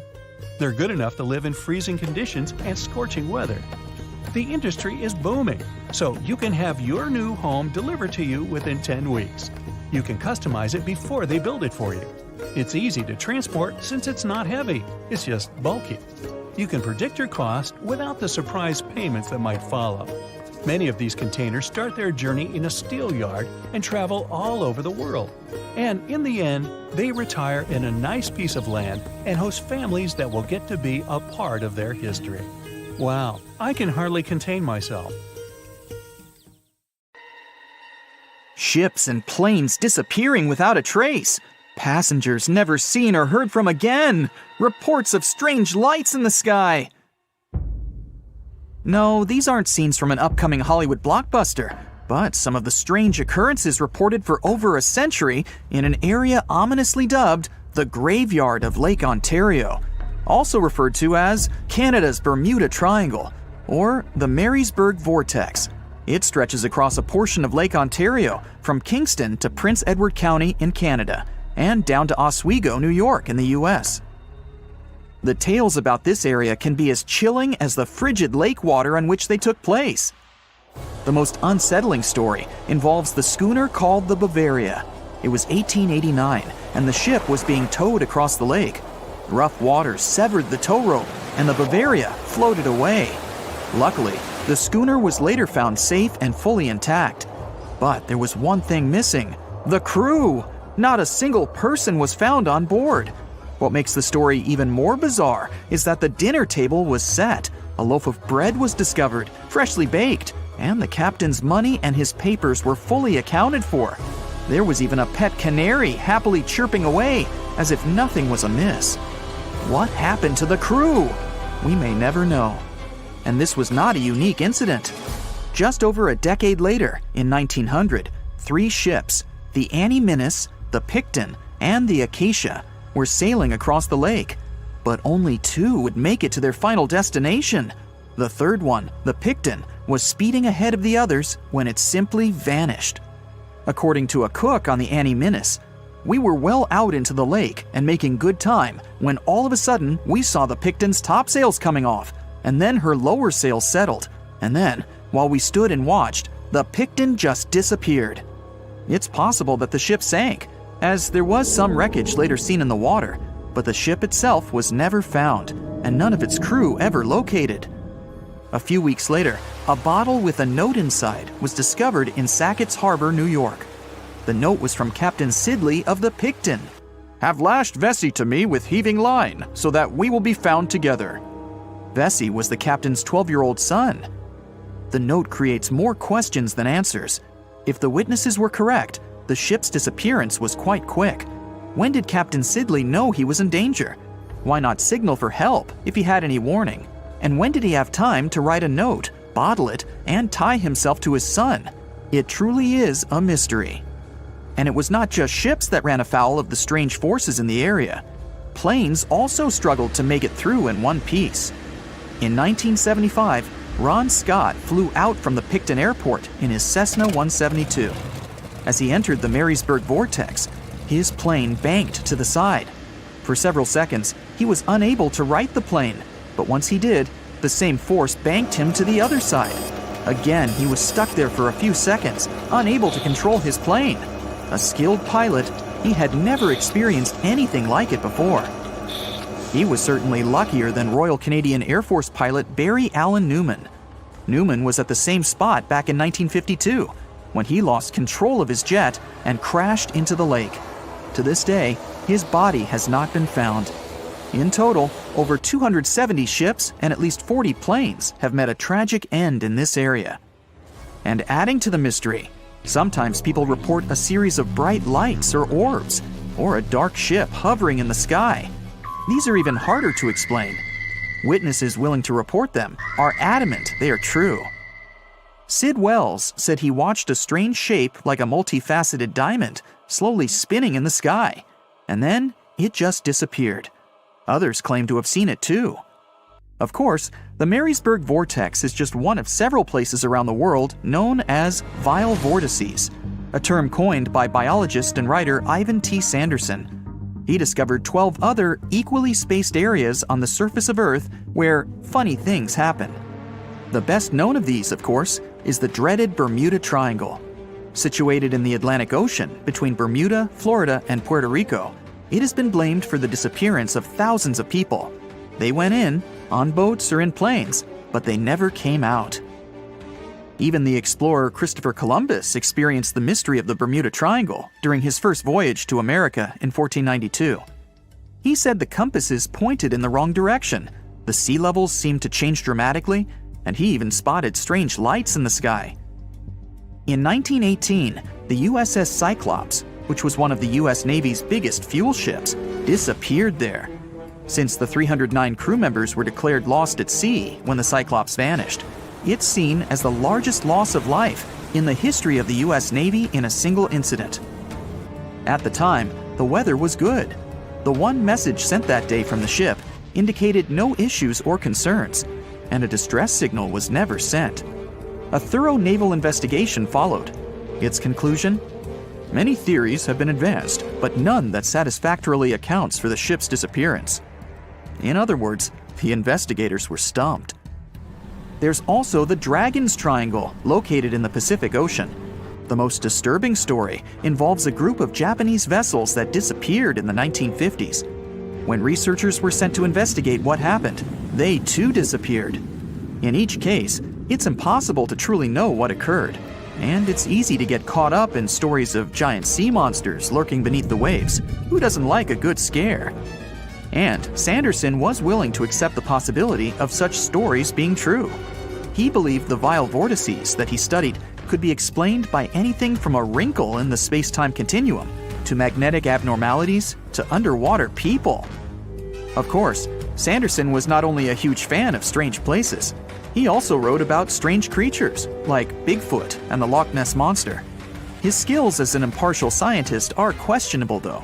In 1948, he claimed that some 3-toed footprints found at Clearwater Beach in Florida were proof of 15-foot-tall penguins, arguing that they were impossible to fake. In 1988, Tony Singerini revealed that he and his friend, attaching some cast-iron feet to his high-top sneakers, were behind the giant penguin hoax. So maybe Sanderson isn't the most reliable source after all, but there are also some very compelling and wholly natural explanations. Let's look specifically at the Marysburg vortex. It's entirely possible that ships like the Bavaria and the Picton were done in by a mix of bad luck and bad weather. Unsettled weather is certainly not uncommon on Lake Ontario, and flash storms on the open water can prove dangerous to the most skilled sailor. And even today, with advances in weather forecasting, we get it wrong all the time. Back then, there was no way to predict that a storm was just around the corner. And the weather was just one issue.